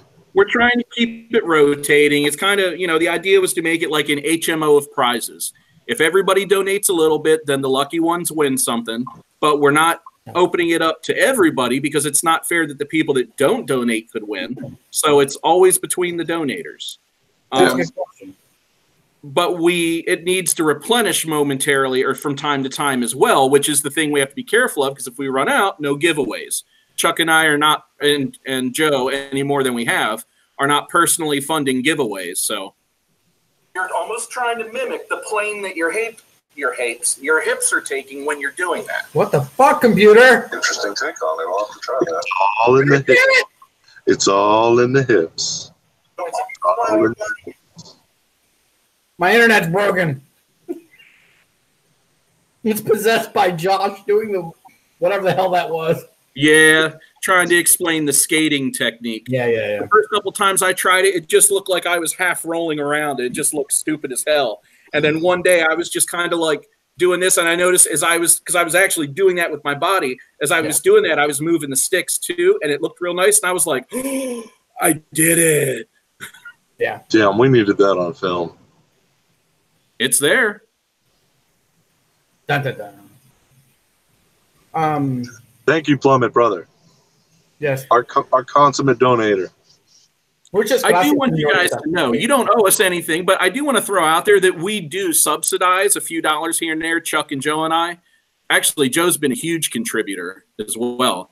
But we do throw some personal money in that pot just because we love you guys. So absolutely. We love what we do. Speaking of which, I did tell you I'd go in halves on that frame you gave to AA, brother, so I owe you on that. Hmm? Who? Josh, I owe Josh personally a lot because he's the one who put me back into this sinkhole of a sport. Yeah. Probably owe me a swift kick in the butthole. He dragged you kicking and screaming to spend all your money on this hobby. Yeah, exactly right. Drone Ranger. That's great. I just thought it was hilarious when he showed up at my house and he's like, I think you got a problem. Well, because people's first assumption when you're in this, especially when you've been in it for a while, is that you have a room full of shit somewhere. And when you come see my place, you're going to be like, you got 3 quads, like 3 drones, that's it? Like, that's it, motherfucker? Yeah. I got a desk full of parts, but I got 3 drones. Everybody else I know has a fucking wall, except Chuck. Chuck doesn't go crazy either, so. I have 1 working quad and 1 that just needs a camera. Usually, I've never had more than 2 running quads at once. I don't really, to be honest, I don't really see the need. I have spare parts after having those 2 quads, but I don't see a need. I have 1 quad it's built for one purpose. It's an alien. It's a heavy freestyle quad. And I have 1 that's a not so heavy, flickable, crazy, high KV fucking thing that I'm in love with. The Floss Clyde. I'm not surprised. That's not the word. I'm really glad that you're enjoying that like you are. Very much so. I think a frame by a lot of people can be understated. And there are a lot of people spending money on frames that probably could be engineered better. Yeah. Well, that could actually be said about the Alien, and they've tried, but they've never succeeded in getting the durability that it has, especially considering it has 2 mil top and bottom plate, just like any of the Martians or any of that crap. But you can take an Alien and bash it against the wall more times than you can frickin' count, and I still haven't bought shit for spare parts. I think I've replaced a top plate in, I forget when it was. When I got that quad, exactly. Plummet? Yeah. Well, I need to get my second one together because, when I'm without one, all of a sudden I'm real motivated to put one together. And as soon as it's running right, I'm like, I'll get to it. And I never get to it. As long as you got the parts, bro. I mean, you know what? It is good to have 2. I would say it's good to have 2 of the same one, even though that's not what I'm doing right now. Just because you have them both in the day and you blow one up and you got 15 more batteries to fly, well, shit, you got another quad. See, the only advantage I see to having a bunch of the spares is that I'll go like weeks and weeks without like breaking anything. And I swear to God, it will be like one day I took it out to go fly and I blew up one ESC, smacked another one to a tree and destroyed an arm. or no, I bent the frame. And then like the third one I took out, I smacked into a gazebo. I'm like, fuck me, 3 of them in one day. So then I'm like, well, damn it, then you either got to order parts, or you turn around and like just pull one off the wall and go, fuck, I hope it flies. I don't even remember how this was configured. Hi, Casey. Casey. That's Double A's lady. Oh, okay. So, hi, Casey. I figured as much. My name's Joe. Yeah, Nice. so the other one that I have in this quad, what I've got, it's going to look a little bit different, but like the Flywoo motors that I'm going to put on it are actually the same thing as these with a different finish. Come to find out, made by the same manufacturer with the same features and specs, just different design. 2750 kV motors, same weight. The difference is it's going to be running version 1 of the ESC and flight controller that's in this. This has version 2s, but for all intents and purposes, they're clones. And then I have the floss style to fall back on as well as I have the Win 5 that I use for racing. See, the funny part is I actually have 2.5 unbuilt frames. Because when I first got into doing, actually, it's this frame here. No idea who it is. It was some generic one I bought. I bought 3 of them. No. I bought 2, smacked 1, bought 3 more because they were all on sale. And they're thin plates, man, but I have beat the shit out of these things. And I bought the other 3. What? What is it? I have no idea. Not a clue. No clue makers. But I got them for like $20 a pop. Let me see. So... yeah, I don't know. Thought it might have been a Martian, but that's definitely not a Martian. It's got a double plate bottom. So Dude, that thing's got to be heavy as shit. Yeah, she's not light, but I tell you what, I have bashed it. This is the only one I've ever broken, and I smacked it into a gazebo underneath the roofing of a gazebo so hard that it literally shifted all the standoff or all the riser plate and smacked the lens and broke the lens out of the camera. So it literally shifted the entire top plate. And I was like, oh, crap. It still flew, but I bought another one just to replace all of them. And actually, this is that same frame, actually, with the new top plate and the new standoffs. So I bought super cheap ones. These things didn't cost me anything, but I can't kill anything. Well, I killed one, but... RC Fun, if you want a good variety of standoffs that are well made with a lot of options, whether you want knurled or smooth or whatever, RDQ, buddy, race day quads. Yeah. As much as I don't like them, and we can get into that why, but I think the best standoffs are the hexagonal standoffs.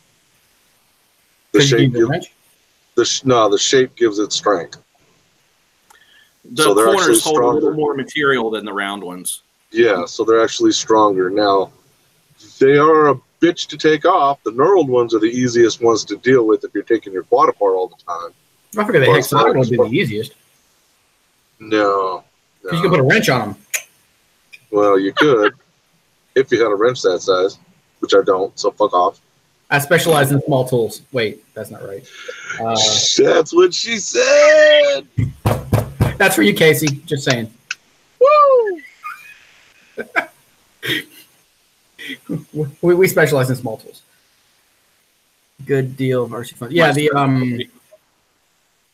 yeah. Honestly, the stand-ups you can get from pretty much anywhere that I've seen.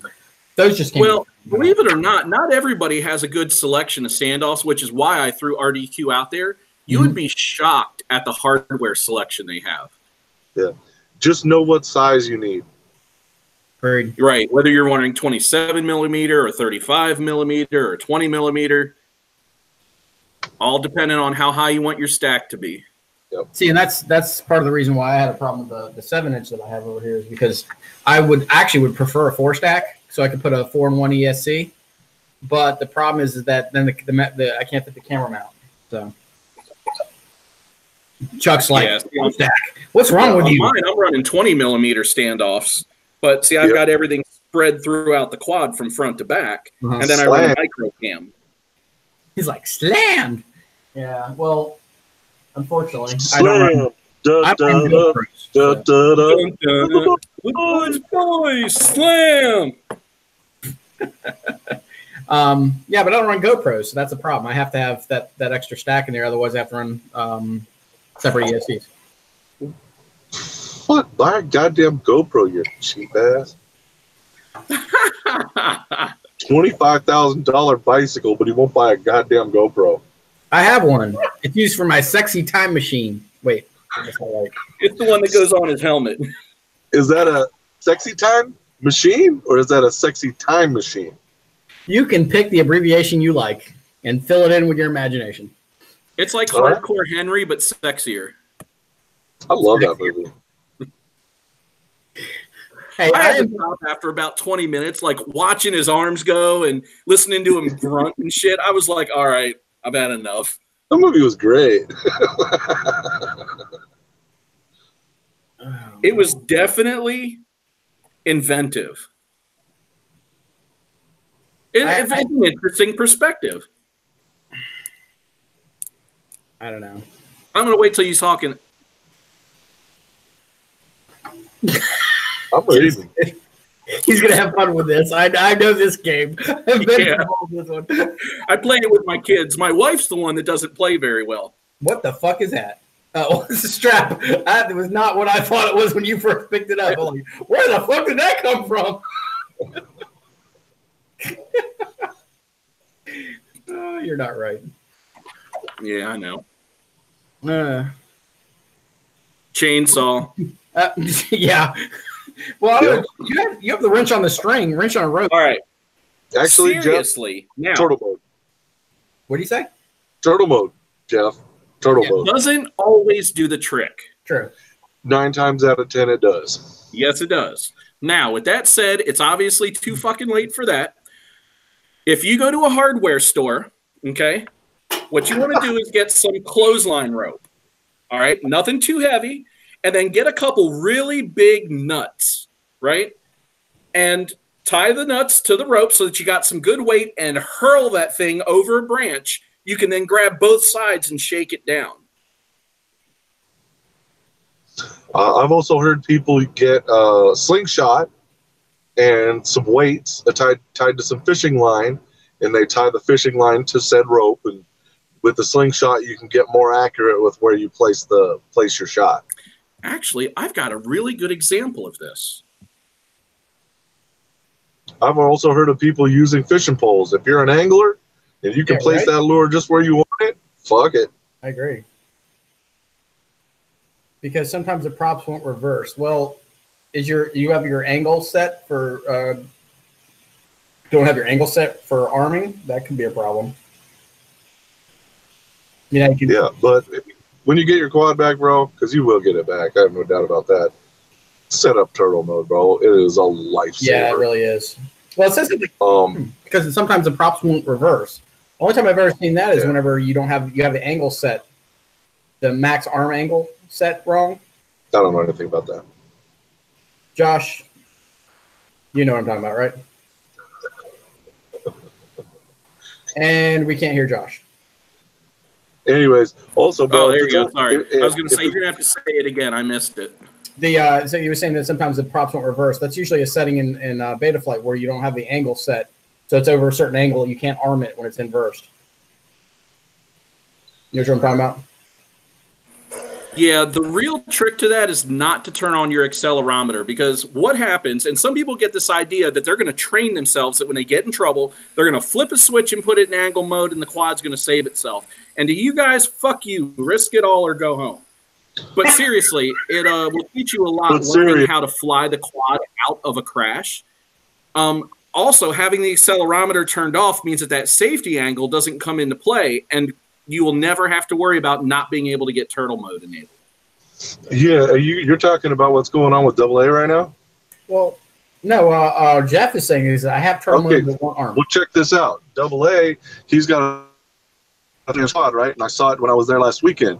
He's kept telling me turtle mode just doesn't flip the quad over. And he crashed in front of us and tried to flip it, and I'm watching it happen.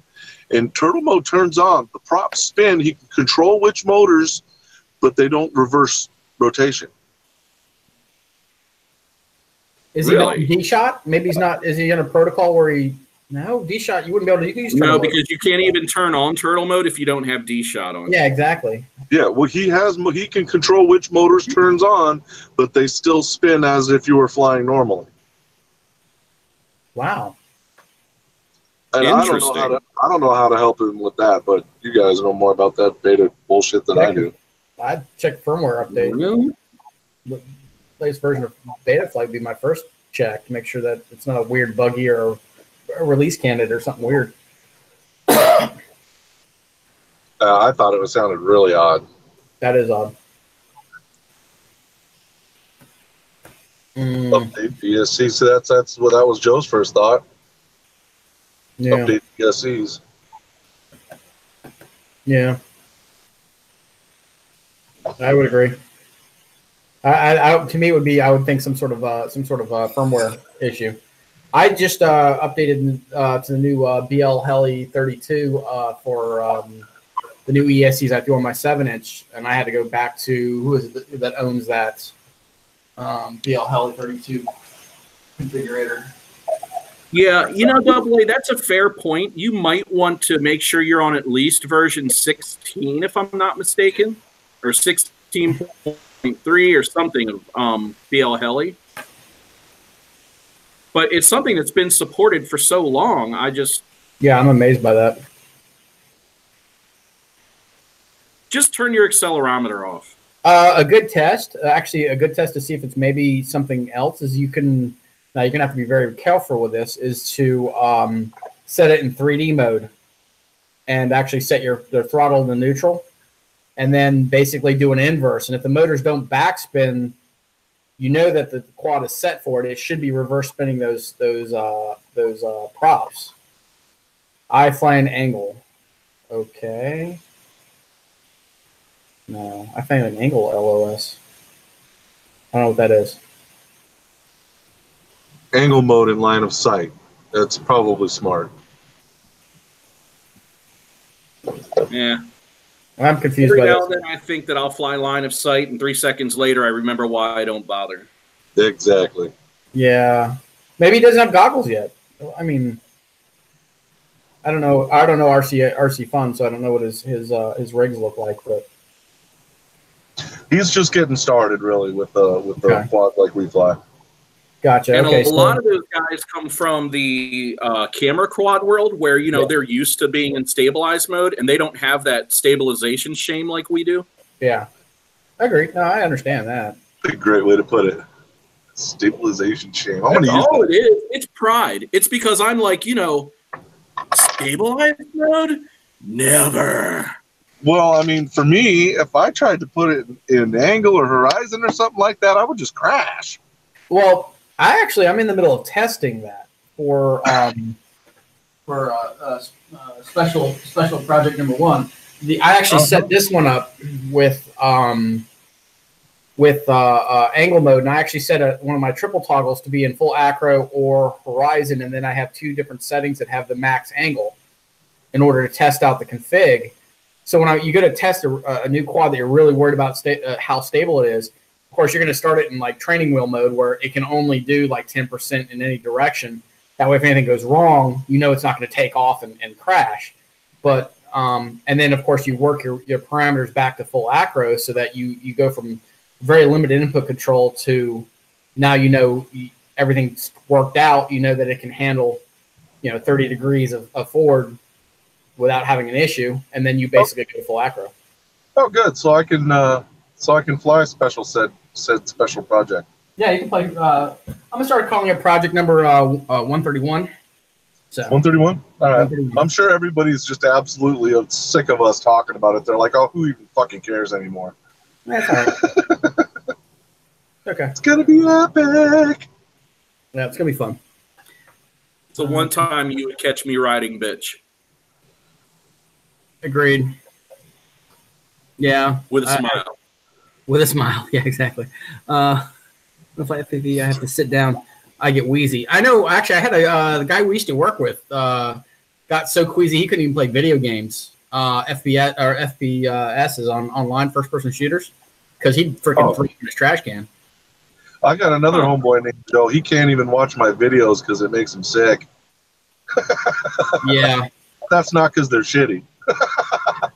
Well, was it the Chris? I was telling Chris about his and I don't know. Like I said, I thought it was the nature of the wing that he had, that it flew so shaky that one of my coworkers, I literally had my stand-up desk at my work up, and I was watching his video during lunch, and he walked by and he's like, "What is that?" And of course, it got to the flight footage of the wing doing this, and he's like, "Oh, I'm gonna be ill." And I'm like, "Okay, can't you just stop?"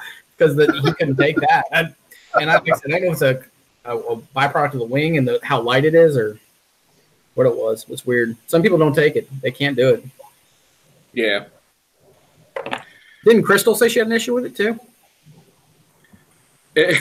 If I get a little rowdy sometimes and stick a video on when Brandy's not paying attention on the TV, just sitting across the room and watching it, she's like, "Oh, oh, dude," and that makes it worse putting it on the big screen.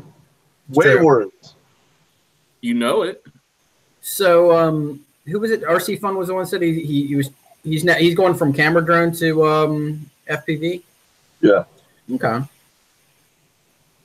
Then when I have to sit down or I get wheezy. That I think just gets better when you learn to separate your eyes from your ears, in all honesty. Well, you know what? If you actually want to stand, bro, just lean up against a tree. It'll do the same thing. Yeah, or a car or whatever. Yeah, that's why I was joking about the tripod thing. I'm usually standing, but I usually have my ass touching something to give me that stabilization, because I've never fell over, and I can stand there, but I feel more stable that I can lean and not think about my standing when I'm propped against something. So it was partially. That's funny, Jeff. Jeff, you don't have any videos. I just looked. If it ain't on film. Oh wait, we're not talking to too many old people. If it ain't recorded, it never happened. I don't know what you're talking about. Exactly. Yep. Video or it never happened. With your non-GoPro having ass. I got a GoPro. I gotta say, he's got video. And I've got a GoPro. I still don't believe Joe can fly. I don't either.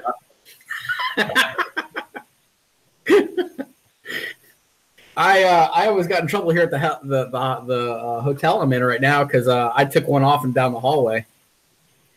And yeah, Crystal, I don't know what the fuck you're talking about. I don't sing. I'm too cool for that shit. I sing. Singing out loud, singing out proud. Proud. I can just see his mustache curling more when he sings like that. I agree. That's what I was thinking myself. La la la la. That's funny. The best way to spread Christmas cheer is to sing loud for all to hear. Look, Jeff's going all in, balls to the wall. He's got 3 GoPros on the way. Fuck yeah. Jesus, man. Hey, can you on the sessions? Can you set them up for the 3D stuff, where you space them and compile a video? You'd have to do that in post, and it would be difficult and probably rather expensive. Why? Because the programs to do it. No, it comes free with the GoPro. Okay, well, you're asking if it does 3D. No, I'm sorry. Stereoscopic, I guess is the word I'm looking for. Sorry, my bad. Yeah, that thing. Yeah, I don't know. There's no point. For all those about 3D TVs. Because it would be a fixed focal point, so it would be worthless.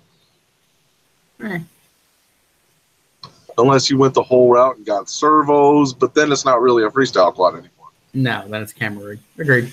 But he's got camera rig, so do it. Do it. Do it now. Do it. No. Anybody got any other weird stuff they're working on, or any questions? Well, I got some weird stuff going on. I don't think I could talk about it on YouTube, though. One bet. Well, I bet you could. Whether you should is a totally different story. Strike one. And you're out. It's all right. We got 2 more. We reset after 90 days. Oh, sweet. What does? The strikes. What, for YouTube?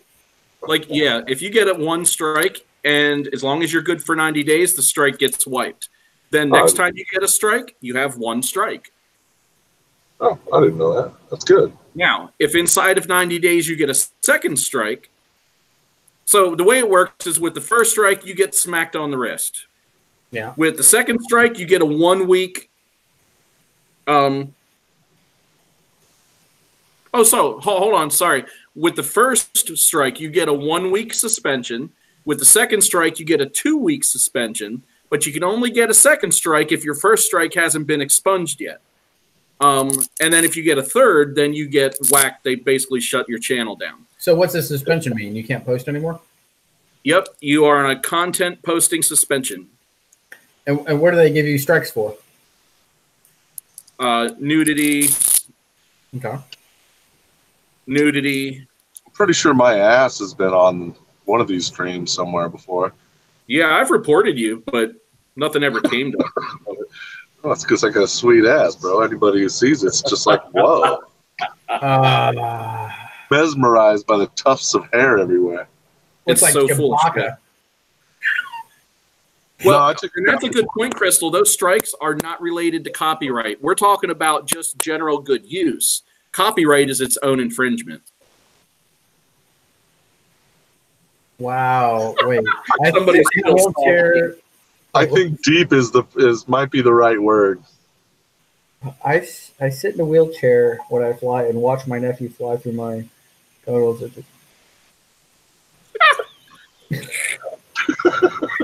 That's gold right there, man. If you YouTube that, that would be content worth keeping. All right. All I pictured is Lieutenant Dan sitting in the crow's nest yelling at God. Exactly right. Is that all you got? Oh, shit. Community strikes can be worse than copyright. What the hell's a community strike? What we were just talking about. Yeah, the offensive content, bullying, harassment, nudity, things like that. Racism, you know. Okay, interesting. Copyright is its own thing. So yeah, I bet. Well, and what I mean is they're keeping it separate. Copyright strikes are different from community strikes. Okay. There's too much politics in this shit. Jesus. Get with it, sucker. So what? You're a YouTuber now. Get with it. Oh, Josh, this is going to be epically fail. It was. I win. With cold coffee. Yeah, there wasn't enough in there. The cup got really light really fast. Was that cold coffee? Yeah. Ew. You know, I don't mind cold coffee at all. Never have. Okay. Hey, Jeff, don't say that, because the first thing I'm going to do if I ever meet up with you, bro, is mess with you while you're flying. Oh, yeah. Oh, you kidding? And the more of us there are together, the more you're getting messed with. Oh, yeah. Holy bad. Yeah. Like fucking prey, man. Oh, I have an idea. I'm surprised nobody got pants last year while they were flying. By the way. They didn't? Did we do it to somebody? Wear a belt, people. That's all I got. So.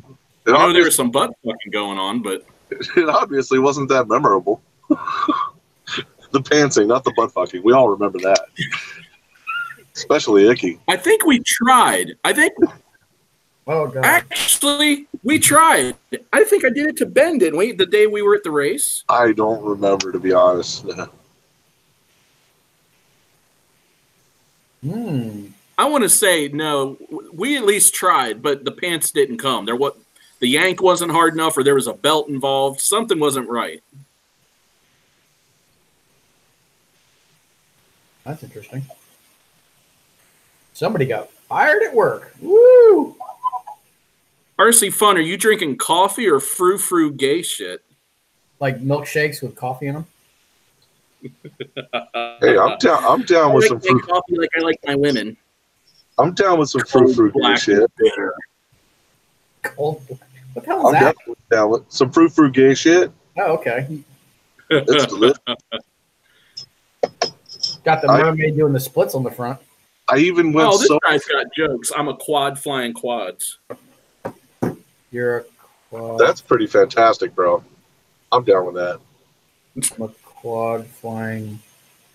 Yeah, I don't get it. Really? We're not going to explain it to you. Is that like 2 buys? Are you like double buy? I got a feeling you ain't gonna like it. It's fine. To each their own. You can drink coffee. I'm fine with it.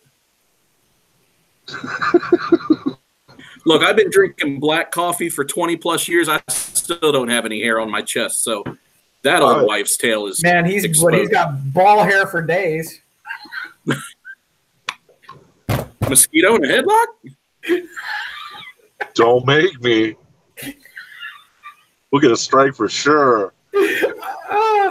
The funny part is in my I've never seen a mosquito in a headlock. Batwing. Go for the Batwing. I told you, next time it's going to be the Abraham Lincoln. I like log cabins. Jesus Christ. Can they get you a point for innuendo? Because I think we're in trouble. Who's paralyzed? Jeff is. Really? That was the quad joke. That was the joke. He's a quadriplegic. Oh, now I get it. Wait, no, quadriplegic is like, wait. No, he's like actual, like quad. So he's flying with his tongue and his dick. That's impressive, man. I was just going to say with his face and leave the rest to be, Like paralyzed, like paraplegic or actual like quad? Now you got me interested. What the fuck are you doing, Chuck?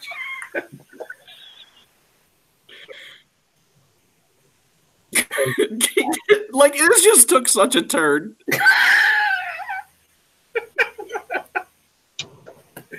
Oh my god. Okay, I get it now. Okay.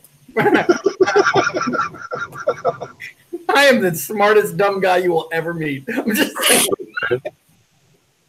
saying. Yeah, Jeff, sorry if you're getting pissed off and are laughing at what you're saying there, but it's fucking funny, bro. Come on. Look, if you got a sense of humor about it, we will. I've got a really dark sense of humor. I'm talking about I could run through all 3 strikes right here, right now. Oh, okay, cool. Okay. No, I'm just curious. That's the only reason I asked, Jeff. So, no grip. Cool.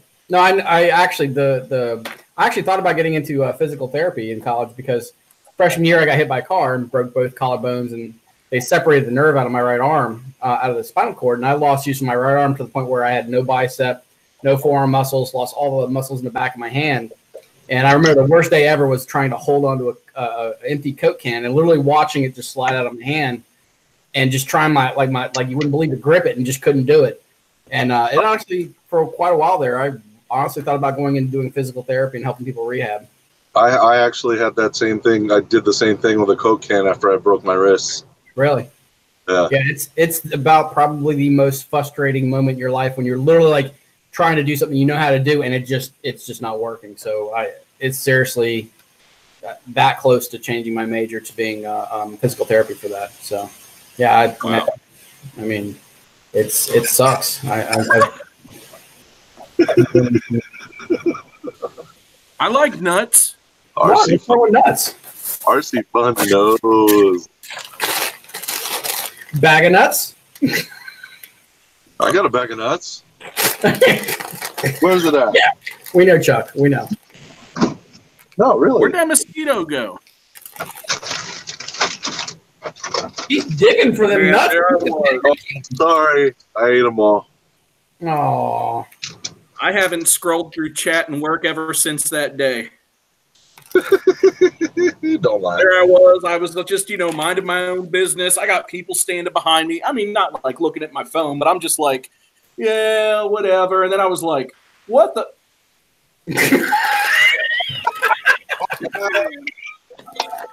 Mission accomplished.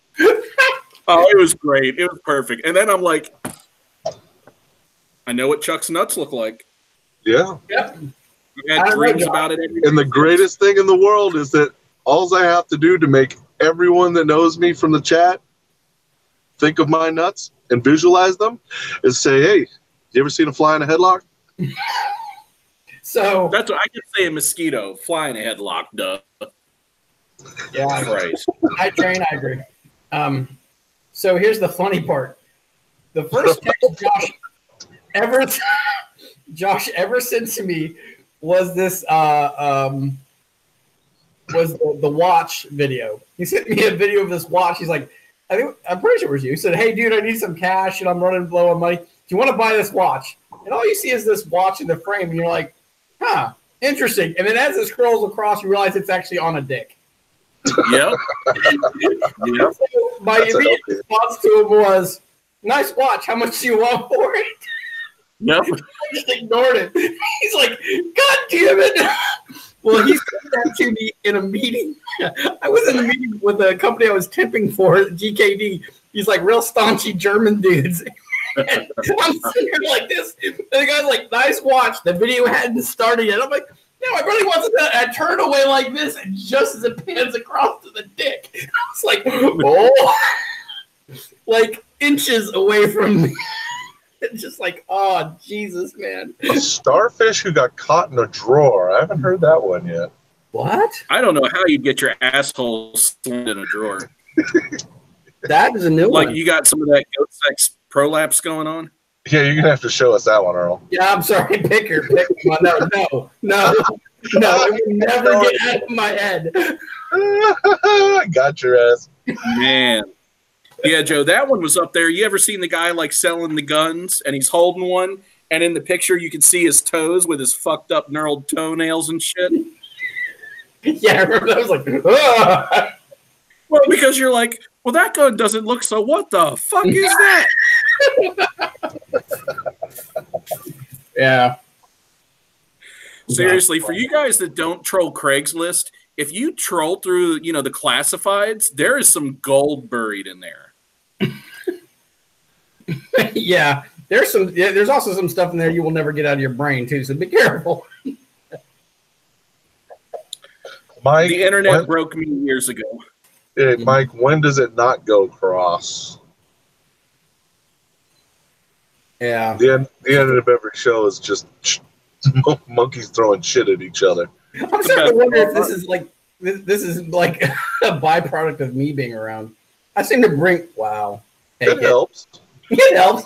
Well, I mean, before you actually came around, we used to come up with subjects to talk about for the whole show. I still do.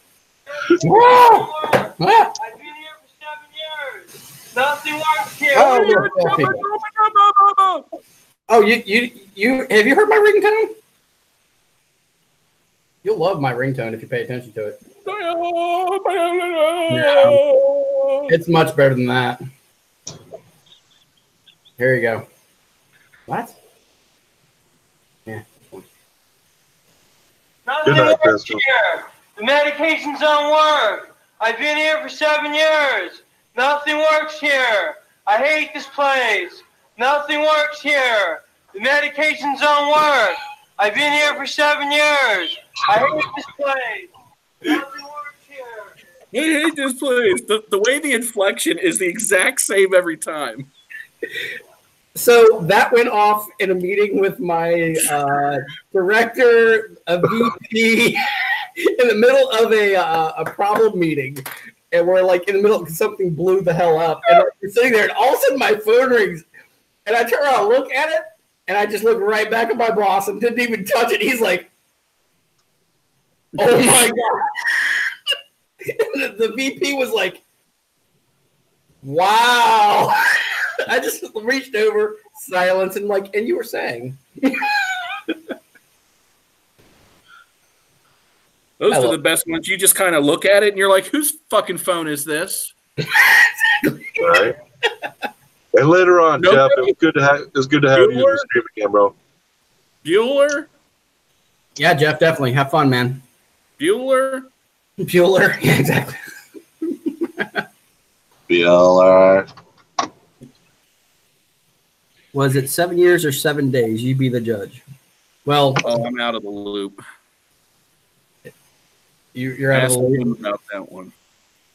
Oh, Crystal left? Oh, boo.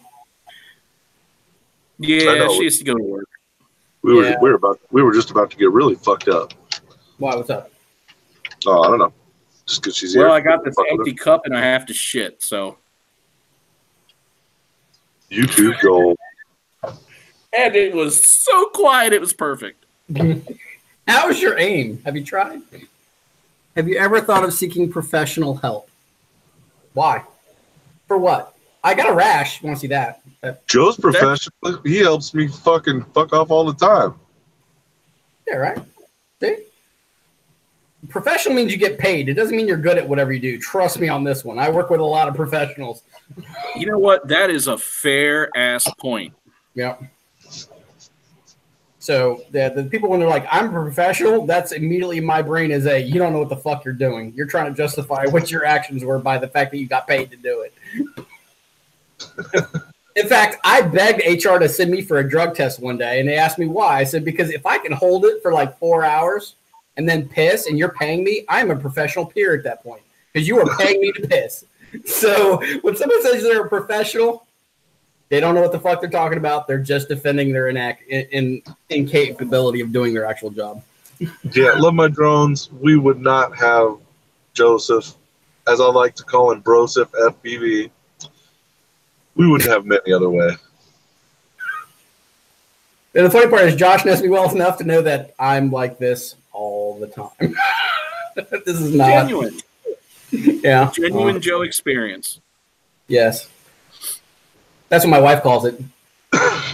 Really? But what's the tone of her voice when she says that? That's the trick.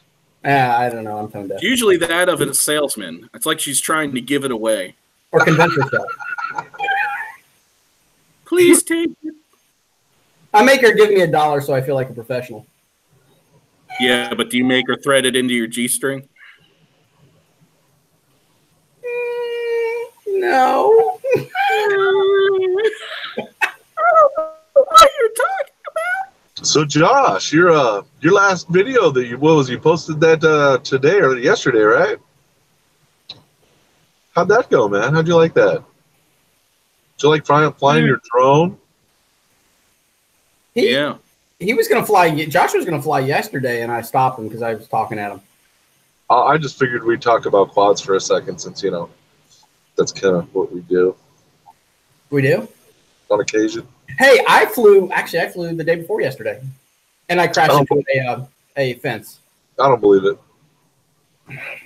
I knife edged a gap in that video. I saw that. It was actually a really nice one. It was okay. It was kind of sloppy. You did go a little high on the gap, but I think you still would have crashed if you would have went through straight. It made me nervous. I was 150 yards away from that, and every time I thought about going through a gap, there's a lot of shit I cut out because I'd see scraggle at the last second, and I'd plowed through it like I was missing 3 tips on 3 of my different props, so I had vibrations galore. And I didn't really see that in the video. It had so much vibration, he was contemplating sitting on it. Yeah, it's in there. But I had plowed through to the point that now I was trying to avoid the scraggle and seeing things at the last second. I just like, oh my God. I just want to be able to see a gap and know that it's actually a gap. Yeah, agreed. Well, have you ever thought about, you know, walking the premises before you go fly and finding your gaps? Don't be a puss. No. Just saying, since you don't own HDOs, then you kind of got to do something. I haven't been doing that this winter because usually when I get there, I've only got 20 or 30 minutes to fly, and it usually takes me a good 15-minute walk to case the place. Yeah. So I'm just trying to squeeze in what I can. Understandable. Understandable. Hey, that's video from Josh's truck. Yeah. I have a video from my truck today. No, but I didn't feel like being all crazy, so I was just kind of skating and cruising around. No, this is from the day that Eric kamikaze or Chris Hunt kamikaze the quad in the first 30 seconds we were there. Oh! Yeah. That's actually a kind of a good point, Blizzard, is if you do actually go out and walk, if you find gaps you want to hit, but there's scraggle, tear the scraggle down. I mean, like when we used to go skateboarding and stuff, we'd find a spot, there'd be rocks all over the ground, so we'd freaking clean the place up, and then we'd skate all day. And the same thing could definitely be said for quads. Look, I have been known when I get to a place like in the early afternoon and I'm doing my walkthrough to kind of take a look at everything, I will clean out straggle out of holes so that I can make a hittable gap. Well, yeah. I mean, if the bush is too thick, how are you going to get in it? Right. Right? Well, Wait for it. don't do hippie checks. One of that problem. There it is. Feeler. I'm trying to find that. Okay. Joseph is suffering from a case of squirrel. Fuck me. Later. Present. Damn it. Computer. Who the fuck works on these things? That would be you. Oh yeah, never mind. No, I'm trying to find the. So one thing I did learn this week is the netting, like around base. Was it the batting ranges and all that shit? Yeah, you can't find it. You can't see that shit in your heads-up display. I can. You can kind of make it out if the lighting's right. Yeah. Shut up, Chuck. By HDOs. You know, I'm really curious to see what the difference is. I'd say it's based on the resolution of the lines on the camera. It has very little to do with it can only put into your eye what the camera can pick up. Well, you can assume all you want. I can see chain link fences and scraggle now. No, I agree, but you got to remember your transmission rate is based on the number of TLVs on the camera. So if the camera can't pick it up, I don't give two shits what your 3DOs put to your eye. It doesn't have the signal to generate it. I mean, if you're running a shitty camera, you're fucked either way. I run the Micro Eagle. It doesn't have the most TVO, lines, whatever, but man, it is one of the clearest cameras I've used. So the funny part is when I watch the video from the DVR, see it, no problem, clear as day. In the I don't know what the fuck he's talking about, but it's fucking funny. Great Blizzard. What is that like? Just something about that statement just strikes me as fucking hilarious. Great squirrel fire of 73. That's great. We should make a commemorative shirt for that. I'm serious. We'll send it to Squirrel. Yes, I agree. Did he catch a drone on fire that I'm not aware of? Because that would have been even more appropriate. But no, because on the video that I was flying, I went out here to one of these. Apparently Virginia's version of a park is literally like a giant sports complex. There's freaking fields everywhere. There's really nothing that's like woodsy at all about it. And I went to go fly between these things, and I took a turn and right into one of those nets, like freaking 30 foot up. And I was like, oh, fuck, I'm screwed.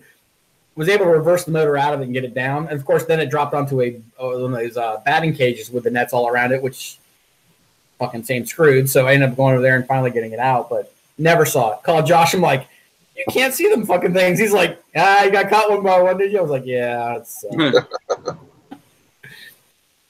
unfortunately. But I do have video from it, so I have proof that I can run straight into a net. I don't believe it.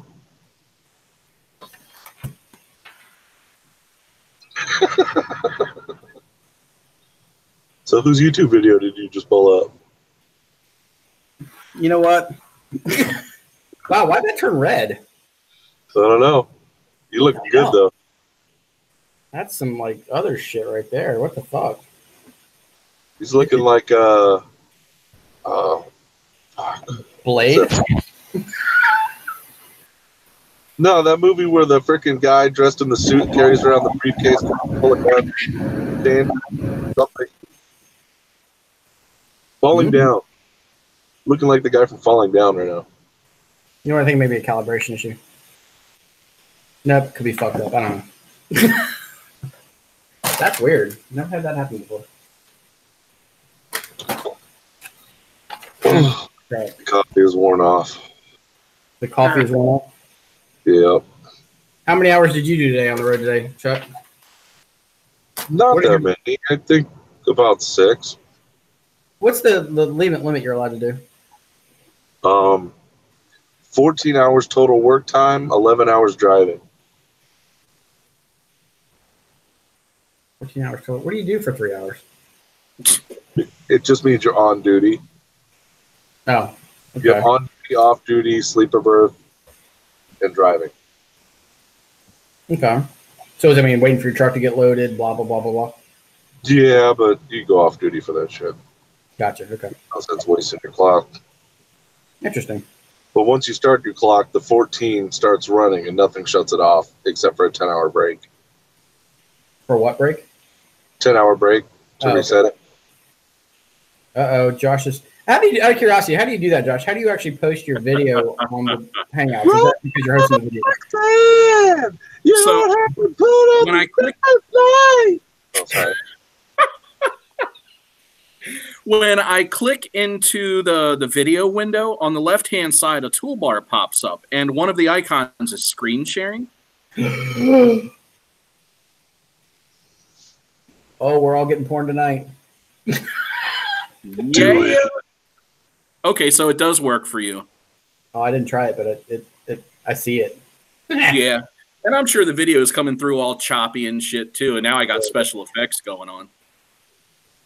Yeah! Turn it off! No. Freaking out. Inception moment. It's me. Yeah, right. I'm done. What did you do? Hey, I still got like 300 test questions I got to finish tonight. Don't puss out of me now. Well, I'm about with him. I'm going to get packed up and get ready to try to get home tomorrow. What is tomorrow? Roxanne! You don't have to turn on the red light. Come on, pinch your balls. Roxanne! I don't know, you guys. You have to put up a fight. Just shut the fucking stream off. Jesus Christ. The light went off in Chuck's crab, and he just dropped trowel, so we might want to turn this off. I dropped trout hours ago, bro. All right, guys. Well, it's been fun.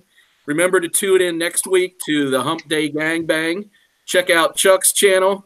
Don't go to Joe's channel. He doesn't have one.